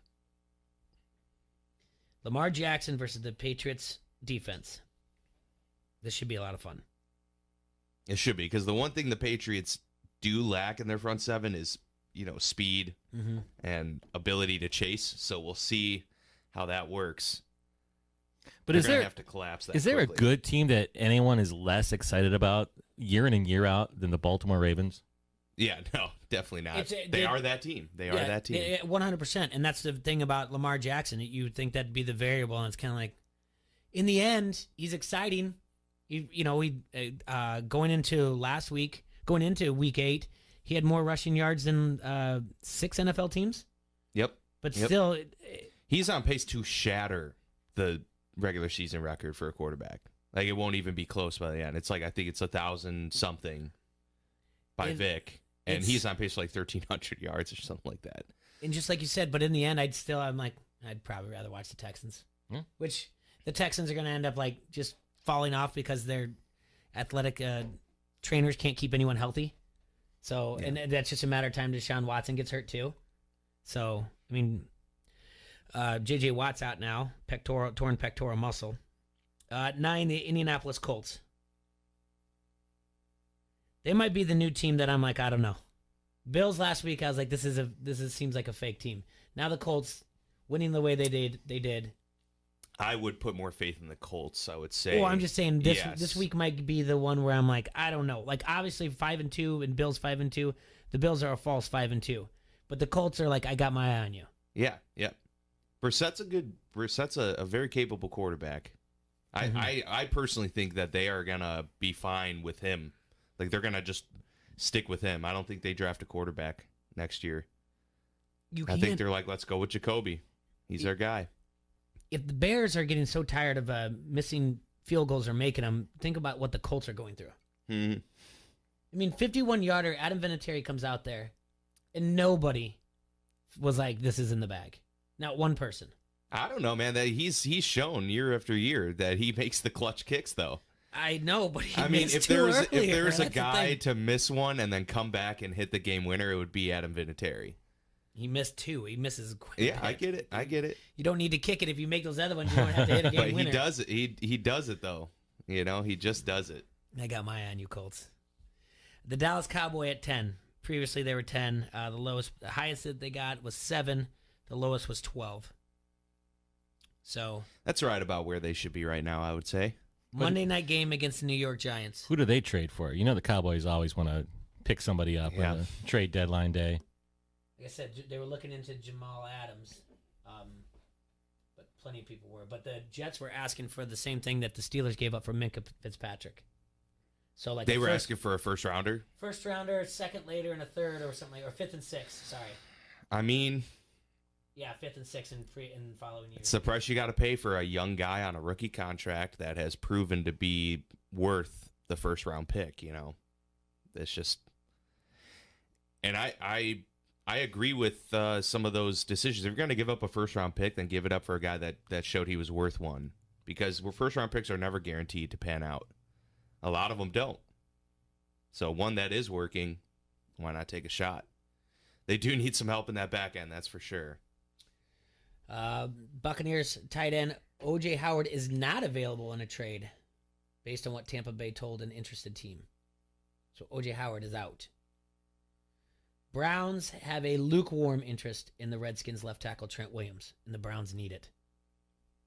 The Browns should be a little bit more than lukewarm. Yeah, why is it lukewarm? I was going to say. Although Williams is really old, isn't he? I mean, he's the one holding out. Let's see. Pull up bio on him. But yeah, I mean, he's certainly would immediately help that front. But yeah, how about the Browns, man? Coming into the year, it was riding high. They were going to win the division. We talked about that, yeah. But then Browns back are called, and you look at the rest of their schedule, and it's not that bad. No, it's not that bad. No. And they could end up 10-6, 9-7. Yeah, I mean, I could still see a 9-7 You in there could for see it, sure. and then I remind you that Freddie Kitchens is their coach, and you're like, oh, wait a minute. I take that back. I've seen enough of Freddie Kitchens that I don't know if that's 8-8 maybe. He'll coach him to a 7-9. And frankly, seen a lot of Baker Mayfield, and it hasn't been great. No. Part of that's the O-line for sure. Yes. But he bails out of the pocket within a second every time now. All right, number 11 is the Houston Texans. That's going down, right? With all the injuries? Yeah. And JJ's gone. That's got to be on the decline. I mean, they came from behind they had a game-winning drive against Oakland, beat them 27-24. Next week they're going to be at Jacksonville. They're favored in that game, I think. We just did the line. They should be. Yeah. Where's Jacksonville at? I feel like they're on the rise. Jacksonville is. We'll get to that. It's going to be a while though. Okay. And number 12, the Los Angeles Rams. They're the team I can't figure out. That's the team I don't know. That's the team you can't figure out. Yeah. By season's end, they could be right back in the Super Bowl contender bubble, or they could be a team that's on the Super Bowl hangover, so to speak. Just can't figure it out. Beat Cincinnati 24-10, covered spread. It was in in London. They beat the spread because there was an overturned call too. It looked like the Bengals had a backdoor cover, and a lot of money changed hands with 4 seconds to go on a 14-point to 7-point difference touchdown with the game decided. That's just like yesterday too. With the Dolphins covering, I bet that was by a point because it was a 14-point spread. Oh yeah, the Dolphins won or lost by 13. Number 13, the Philadelphia Eagles beat Buffalo 31-13. So they have the Bears this weekekend. Yep, the Bears are coming to town. That's an important game for both teams. It is. It's gonna be huge. Is that one's in Soldier Field, right? Or no, they're on the road. Yep. They're at Philly. It's in Philly. This is the Bears one. Need that win. They absolutely need that win. The Bears need this win, or else it's the playoff hopes are done. Philly would still have a shot. Philly would move to 4-5, but there's a shot. Yeah, because the Dallas Cowboys only lead the division by a game. Yeah, they're 4. Cowboys are sitting at 4-3. Then at 14 is the Buffalo Bills. Previously they were ranked 11. So they've got Washington this week. This is a game that I think we had this at. I can't remember if it was 10 or 14. I think it's 10. The Bills are favored by Washington. I like Washington. I like the points here. Washington's It covered does the have a last 2 feel weeks. of a very close game, right? I mean, they have played teams close recently. The defense hasn't played bad. It's No. just the offense is awful. So, but the Bills 5-2, like I said, and they got blown out by the Eagles. All right, at 15, the Detroit Lions sitting at 3-3-1, a different team altogether. If they don't have a tie to Arizona and they win that game against Green Bay, it's crazy. Stafford, doing Stafford-like things, but just kind of like it's Detroit Lions. Good job. Just not inspiring. Yes. Even when they're decent. Now, if they traded for Le'Veon Bell, would you say all right, that's a team that might be in the hunt? I mean, I would a wild card. I would say they would be kind of a disruptor. They would be that team that could kind of pull some wins and kind of move other people out of position. I wouldn't put Detroit just because of the division.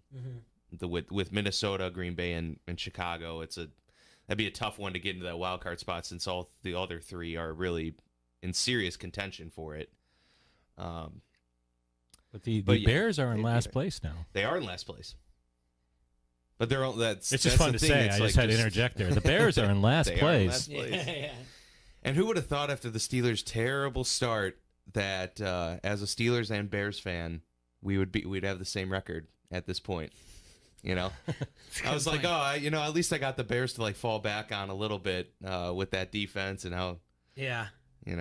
But no, it's been equally bad. Number 16, the Carolina Panthers previously 15th, lost to San Francisco. Gosh, that was a They beating. got trounced. That was a beating. And then what was it, 158 pass attempts without an interception Kyle Allen had, and then Sherman wrote LMAO. That was the first series too, all right? It might have been even his first pass Got attempt. sacked 7 times, had 3 interceptions, had a 28.9 rating. But Cam's coming back.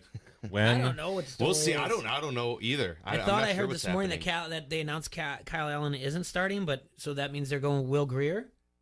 Next week, Kyle Allen's not. That's what I thought I heard this morning. I'd have to double check it. I thought that would be heard it like on break when I was listening to. I mean, the guy was Dan due Levitek's for a show. bad game. Yeah, but that's not fair. I don't want that because last week I said this when we were doing the backups. I said that I don't wish harm upon anyone or losing their job because or not starting because they're hurt, but I wanted Brandon Allen to be the quarterback of the Broncos, and now he's going to be. Flacco is hurt. He's out like 5-6 weeks. So now we've got Kyle, Brandon, and Josh. There you go. You got the Allen. My 3 Allens. Triplets. Yeah. So ready to go this week. I don't like what Carolina's doing here. I can already see an Allen parlay on the horizon for Jim Foster. It's so good. He's just going to Get pick Alex the 3 back on- quarterbacks to get cover. Alex back on the phone, Elite Sportsbook. We'll give you the odds for the Allen parlay. I don't like what Riverboat Ron's doing, taking Kyle out of my life. The Allen show. Dear Lord. Did I mention my middle name's Allen? Oh, is it really? Yeah.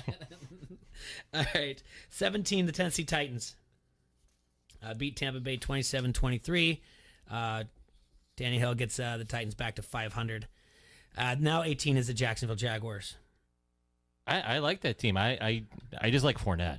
I don't know. I just feel like he's having a solid year. He did a lot in the offseason. Yeah. And he's on my fantasy team, so there's why I'm focused on them at all. Otherwise, I wouldn't pay any attention to Jacksonville. But I think they're a dangerous team because of Fournette. He's just got to stay healthy. If he can put that full season together, they are legitimate contenders. But they need him. Gardner Minshew, Josh Jacobs, Kyler Murray. Who do you like for Rookie of the Year? Offensive Rookie of the Year, because the defense one is locked. It's Bosa. Devin Bush is right there, though. He leads the league in turnovers. That's fair. So if he continues to put together turnovers, I think he could push for that. I mean, Bosa is incredible. Mm-hmm. I would say just from like the eye test, you would pick Bosa just because of how good he's been. But you got to give some respect on Bush there. I'm with you. Okay. But yeah, so what were the offensive candidates? What'd you say? Gardner Minshew, Josh Jacobs, Kyler Murray. Of those 3, I mean, I would probably say Josh Jacobs with how it's hard for a rookie running back to hit the ground running and dominate. Kyler Murray hasn't been very impressive. No, then you got the stash, though. Yeah. I mean, I would say Gardner Minshew is right there. That would be a tough call for me. I'd say by the season's end, if he takes them to a playoff berth, then it's got to be him. Got to give it to him. But the Oakland Raiders have been able to rely heavily on a rookie running back, which is, and they're not looking terrible, which is what I think a lot of people assume coming in the year. They were going to be awful, but they have been very competitive. And he lit up the Bears, who should have been a great, stout run defense. All right, that leads you to the next 2 teams in my question. The Bears are at 19, 3-4 on the year, lost to the Chargers 17-16.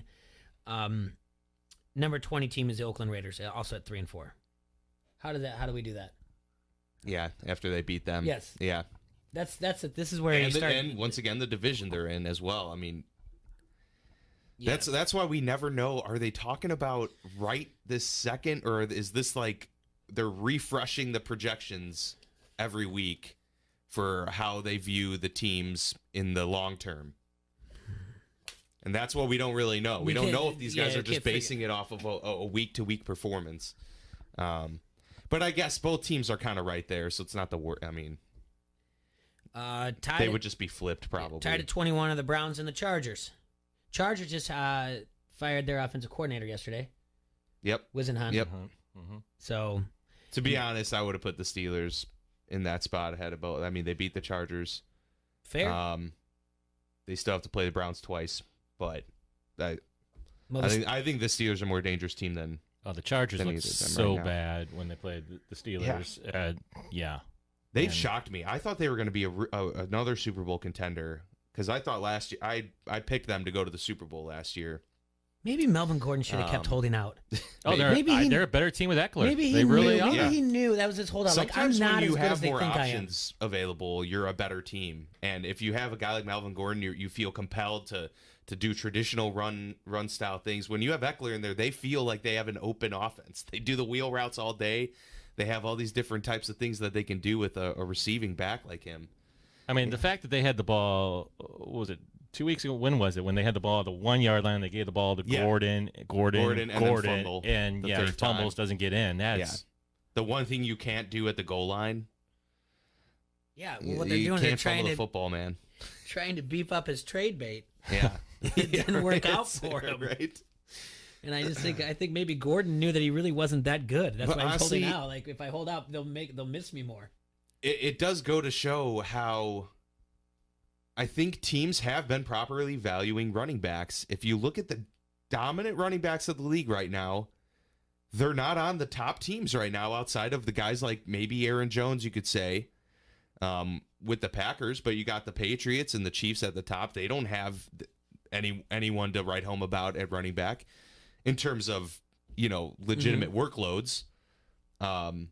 So teams are, I mean, you can draft good running backs almost every year. There's steals to be had all over the place, and that's why running backs aren't getting these massive contracts that they're looking for. Even Bell didn't get close to what he wanted. Now Zeke is there are certain guys like Saquon's gonna get his huge deal, and he deserves it. But Bell would have been better off to take the deal at the Steelers. He would have. No, he would have made more money. Now he said, obviously that it was all about the guarantee, and that's fine. But sometimes you gotta bet on yourself too in this league. He says a lot of things too, though. I mean, there's stuff in there like if you go back to his old tweets and someone saying like, if you came to the Jets, I'd figure out. Someone said I'd give you $60 million. He said that's not enough to run for the Jets. And Right, and then he ended up taking that amount. Yeah, 4 years for 56. All right, Steelers at 23. Then the Arizona Cardinals at 24. Denver Broncos at 25.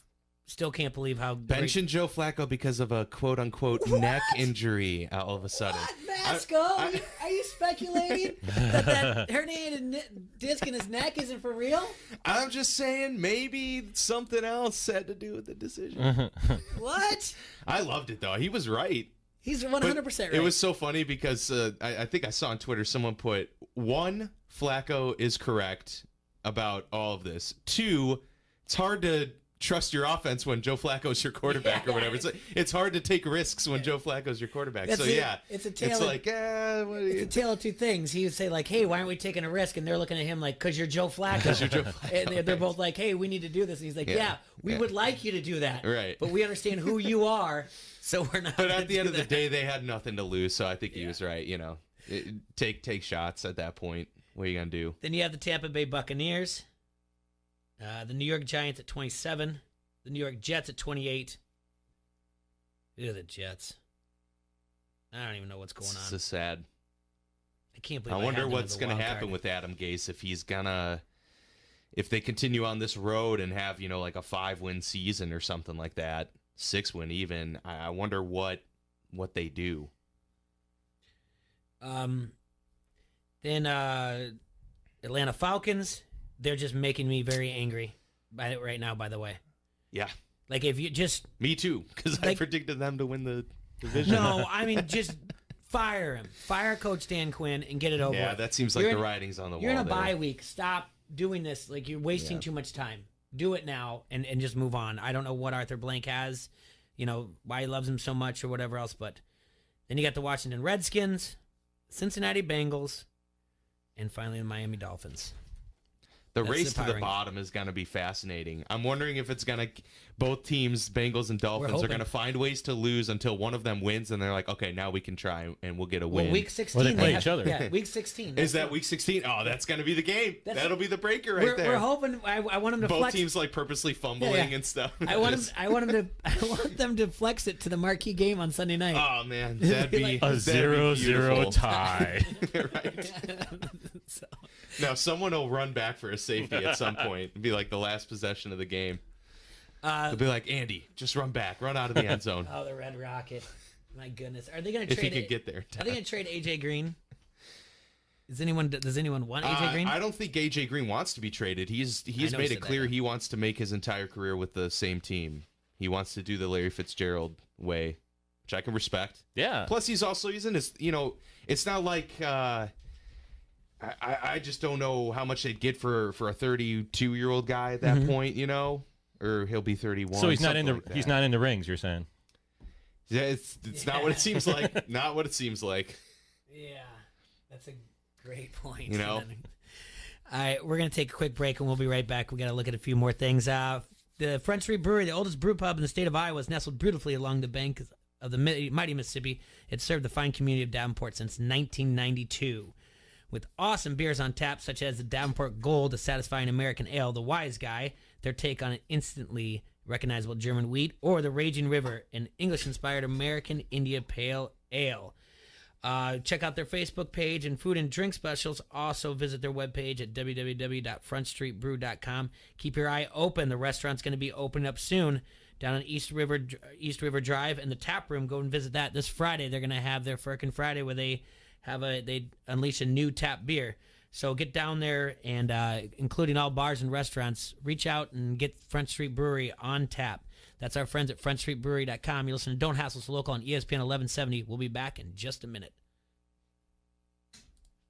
This is Julian Vandervelde, and you are listening to Don't Hassle Us, We're Local. ESPN 1170 AM. Final home matches, along with the conference meets, highlight the remainder of the fall athletic schedule at Augustana College. Doubleheader soccer hits the pitch at Thorson Lucan Field Saturday the 26th. The women host Elmhurst at 1, the men at 3:30. Saturday the 2nd sees action heading inside the Carver Center for women's volleyball and the Pumpkin Bash. First match is at 10 a.m. Then men's and women's cross country hosts the CCIW Championships at Sauckie Golf Course starting at noon. Augustana College, a family-friendly front-row seat to big-time small college sports. Comfort and joy, things we take for granted. The youth at Arrowhead Ranch have not experienced the comfort or joy we understand. With the guidance and support of Arrowhead's compassionate team, there is a comfort level the youth develop that empowers them to do their best and try new things. The result? A sense of joy and accomplishment and the courage to grow into an amazing person. This season, consider supporting Arrowhead's mission and help our local youth find comfort and joy during the holiday season. All donations are tax deductible. Visit arrowheadyouth.org. When the soil around your foundation shifts, it can cause serious problems for your home, including bowing, leaning, or cracked basement walls.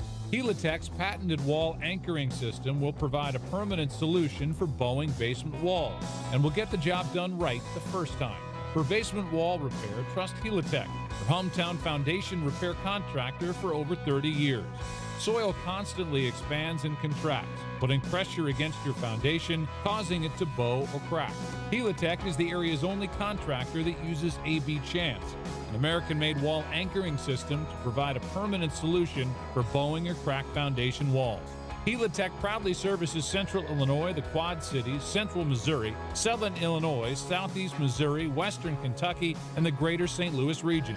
When it comes to basement cracks, don't ignore the problem. Trust Helitech to heal your home. Give yourself peace of mind knowing they will find the root of the problem, the solution, and heal it for a lifetime. Heal your home with Helitech. Frick's Tap Davenport is the Quad Cities' home for all of your sports action and good beer served properly. Kick back on Sundays and don't miss a moment of the games with the NFL Sunday Ticket. Come early on Saturdays and make Frick's your special tailgate spot for all Hawkeye games. Don't forget, Frick's great second floor bar is perfect for all of your special events, birthday parties, anniversaries, or just a great time. Call 563-594-6857 or check us out on Facebook for all booking inquiries. Frick's Tap, good beer served properly. West 3rd Street, Davenport. When storm damage hits, All Major Restorations is your insurance claim specialist. Loose or missing shingles, dented siding, or damaged windows. All Major Restorations of the Quad Cities works with your insurance company, making the process quick and easy. The insurance company has people fighting for them. Let All Major Restorations work for you. Residential, commercial, and industrial. There's a reason they have an A+ accredited Better Business Bureau rating. Storm damage estimates are always free. Visit amrestorations.com. All Major Restorations of the Quad Cities. With the loss of a loved one, planning a fitting service can be a real challenge. At Whelan Presley Funeral Homes and Crematory, with our personalized service and attention to detail, You can be confident the service will be everything you wished for. We've been serving families in our area for generations. We would be privileged to serve yours too. Wheelan Presley Funeral Homes and Crematory, Rock Island, Milan, Reynolds, and the Knox Chapel. Sports and beer. Enjoy both at lunch. Don't hassle us. We're local, noon to 2 on the Quad City Sports Leader, ESPN 1170 AM.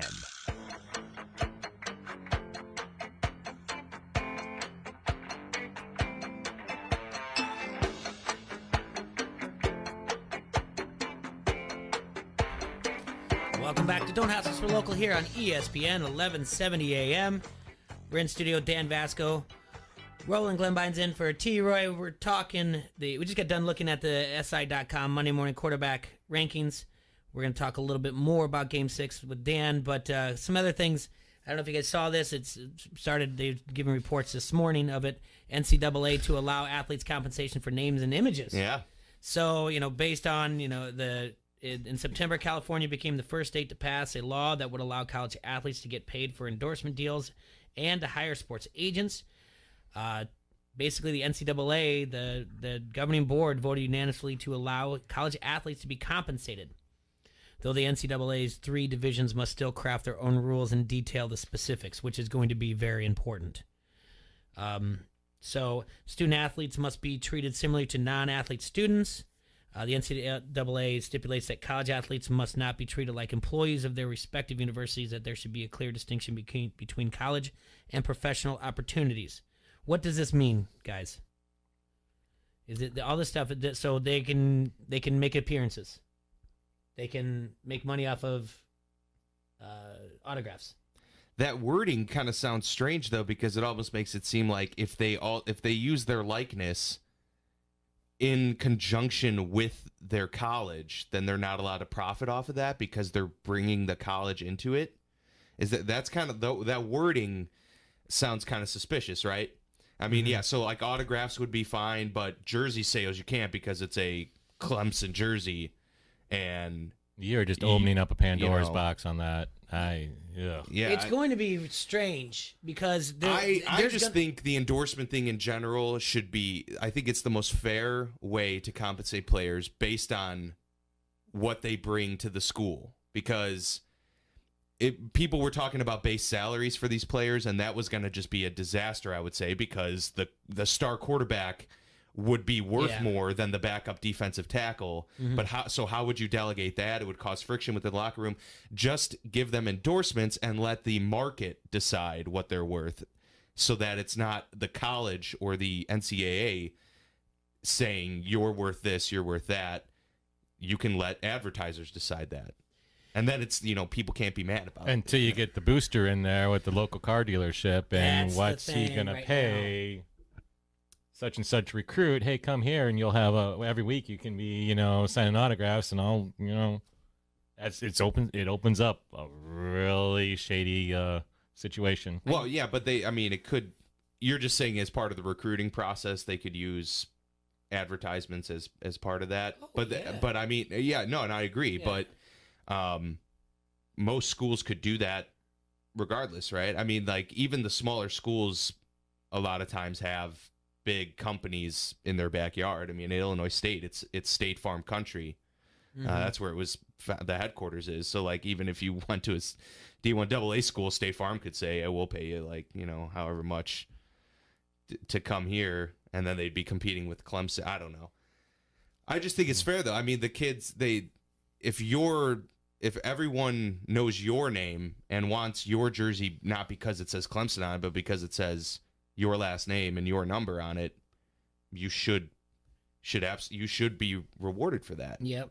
So the change is a process of allowing student athletes to profit off their name, image, and likeness. Now, what if you have a school like Penn State and there's no name on there? Yeah. Yeah, but the colors are there's the no name in on itself. there. And then there's a top recruit goes, my name doesn't go on there. I'm not going there. Yeah, I want to make money off of it. Yeah, but they could still. I mean, that's true. That's true. But if it's their number jersey, I think you would be able to legally. It's their number jersey, and they would still get commercials So there's a lot of factors to weigh in. I think Yeah. at the end of the day, a lot of players would also still value, are they going to get enough playing time here? Is this a good system for them to turn pro? Because, you know, if they're properly advised, which is a big if, I guess, but you would think you'd have to weigh multiple factors, not just, hey, in the short term you're going to make a lot of money off endorsements, but this isn't a good spot for you to turn pro. Are you gonna take the current endorsements now? I mean, it's all your choice, though, right? I mean, they should still have the choice. That we do consider them adults at that point, even if they are the youngest of adults. Yeah, the absolute youngest of adults. It's obviously there's going to be, they want all three levels of this to take a look at it and figure it out. The other priorities for the NCAA's three divisions are to address our enhanced principles of diversity, inclusion, and gender equity, as well as protecting the recruiting environment going forward. We must embrace change to provide the best possible experience for college athletes, Board of Governors Chairman and President of Ohio State University Michael V. Drake said in a statement. Additional flexibility in this area can and must continue to support college sports as part of a higher education. This modernization for the future is a natural extension of the numerous steps NCAA members have taken in recent years to improve support for student athletes, including full cost of attendance and guaranteed scholarships. Again, like we just said, there's going to take the law that passed in September in California that takes effect in 2023. There's a lot of things to go through, a lot of paperwork to make sure that this is fair across the board. Yeah. Because Look, I mean, this is one of the more complex questions. It requires a lot of thought, a lot of discussion. There's not going to be a perfect solution. It'll take a lot of detail to figure out what's the best method here. But I think at least getting the ball rolling towards finding a way to properly compensate athletes is a good thing. And even if such and such doesn't pan out, maybe you can find better, more efficient ways of doing it. But I think this is kind of the way that things need to be going. Because if you're a college athlete, you can't have a job. Yeah. I mean, you don't. There is no time in the day to possibly go work to begin with. But yeah, you can have a job. So if you are just getting the basic scholarship, you're not getting any other. You have no other way of saving money, of financing anything else in your life. That's tough. And you hear stories about all the time about them not being able to get meals, and then coaches getting fined for providing Taco Bell for the team one day. I mean, that's absurd. If anything, they need to get rid of some of those silly regulations. 100%. I mean, we had before they even do anything else. Dallas Jacobus on the show. He just, a lineman on University of Iowa, and we were down at the River Center before the Bix, and a guy from Dirty Bird Soap handed us a free sample, and you just watched him slide it across the table and away from him, and we're like, any little thing, we're like, can't accept it. Can we get you a water? He's like, I'd just rather not. Yeah. Like every little thing, he's just like, I just would rather not. I'd rather just not deal with it. You're walking on eggshells. Yeah, and that's exactly the way he was. It just, I'm sure. Yeah. I mean, that's sad too. It's like these guys, they're just college kids playing the sport, like silly. I was looking at something earlier today, and since we're talking about college footballs, are the rich going to get richer? Are the supporters going to do that? We're going to look at some of college football's biggest programs from all over the country. So they 538 did another type of they wanted to look at the loyal fan base. So what they did is they used data from Vivid Seats, which is a Chicago-based ticket marketplace, and it's a sampling of where college stadiums get their fans. The map that on the site shows 3,000 counties and county equivalents which tickets purchased between 2012 and 2018 on Vivid Seats. So it shows basically, to break it down for you, the most popular ticket, and they reached to 171 counties. The most popular in this span is the Fighting Irish. Can you name the rest of the top 4? You say The rest of the top 171 counties. counties. It's been bought in 171 different counties. That's the most out of all in For Notre Dame. For Notre Dame. Okay, Yep. so Notre Dame tickets are seen the most Out of- throughout based on the 3,000 entire. county, yep. Gotcha. that are purchased on Vivid Seats. I was gonna guess Michigan would be in the top 4, but I'm not. I'm guessing that's not. It's not I mean, the case. Notre Dame was the obvious one. Thanks for Yeah. taking that away from us. Yeah, right. Well, I gave you a starting point. I gave you a starting I feel point. like Ohio State might be up there. I feel like That's they a have good a guess, very yeah. big fan. Like, people go there from all over the country. I'm sorry. They were the most popular, the most by percentage in 171. They see it in over half of all the counties. It's 1,614. So the most percentage, all right? Okay. All right. So we'll do it 2 different ways.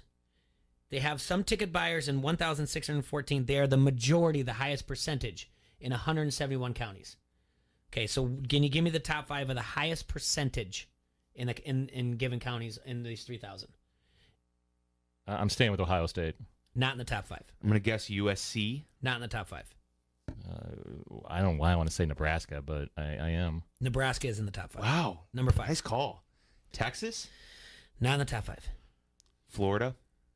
Nope. Ole Miss. No.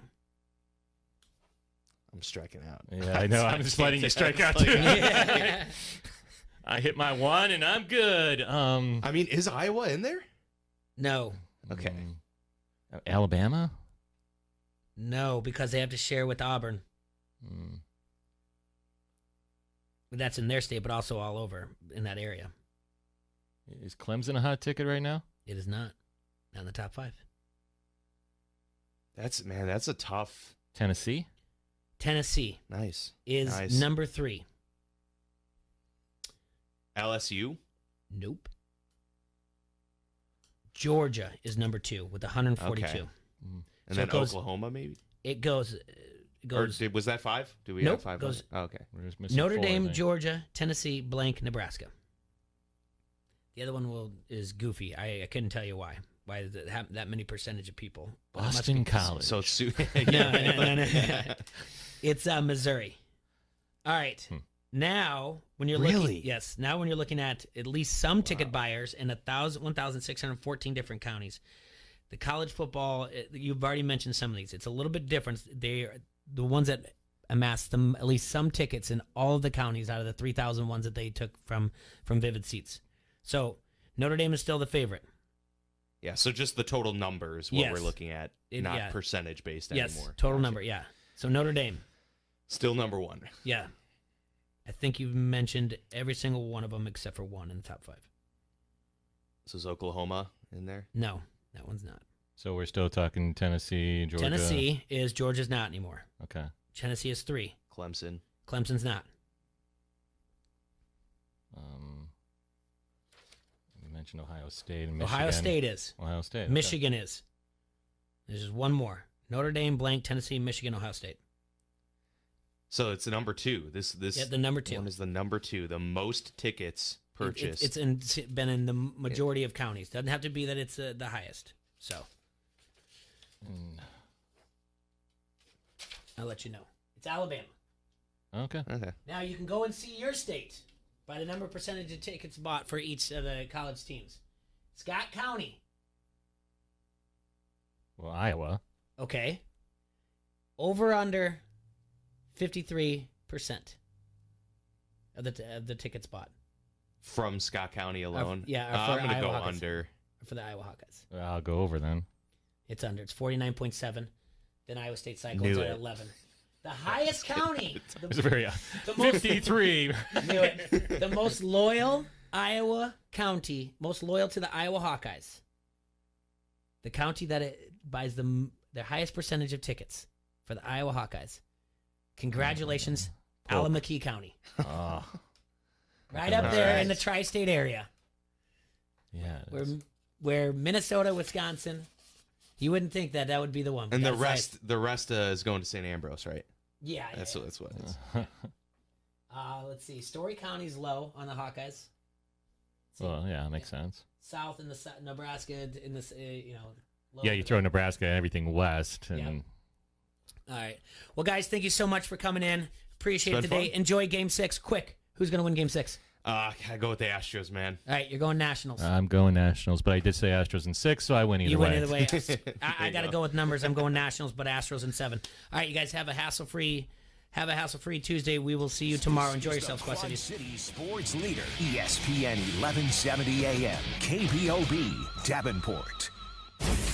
ESPN Radio Sports Center. I'm Christine Lisi with the NFL trade deadline an hour away. ESPN's Adam Schefter reporting the Rams traded cornerback Aqib Talib and a 5th-round pick to the Dolphins for a future draft pick. Talib could return from IR and a rib injury week 15 at the earliest. Winless Bengals have benched quarterback Andy Dalton. Rookie Ryan Finley starts after the bye November 10th against Baltimore. Dalton's got 9 TDs, 8 picks this season. Only one more win stands between the Astros and another World Series title. They'll look to get that victory tonight in Game 6 versus the Nationals. Houston starts Justin Verlander, who relishes the chance to exercise his postseason ghost.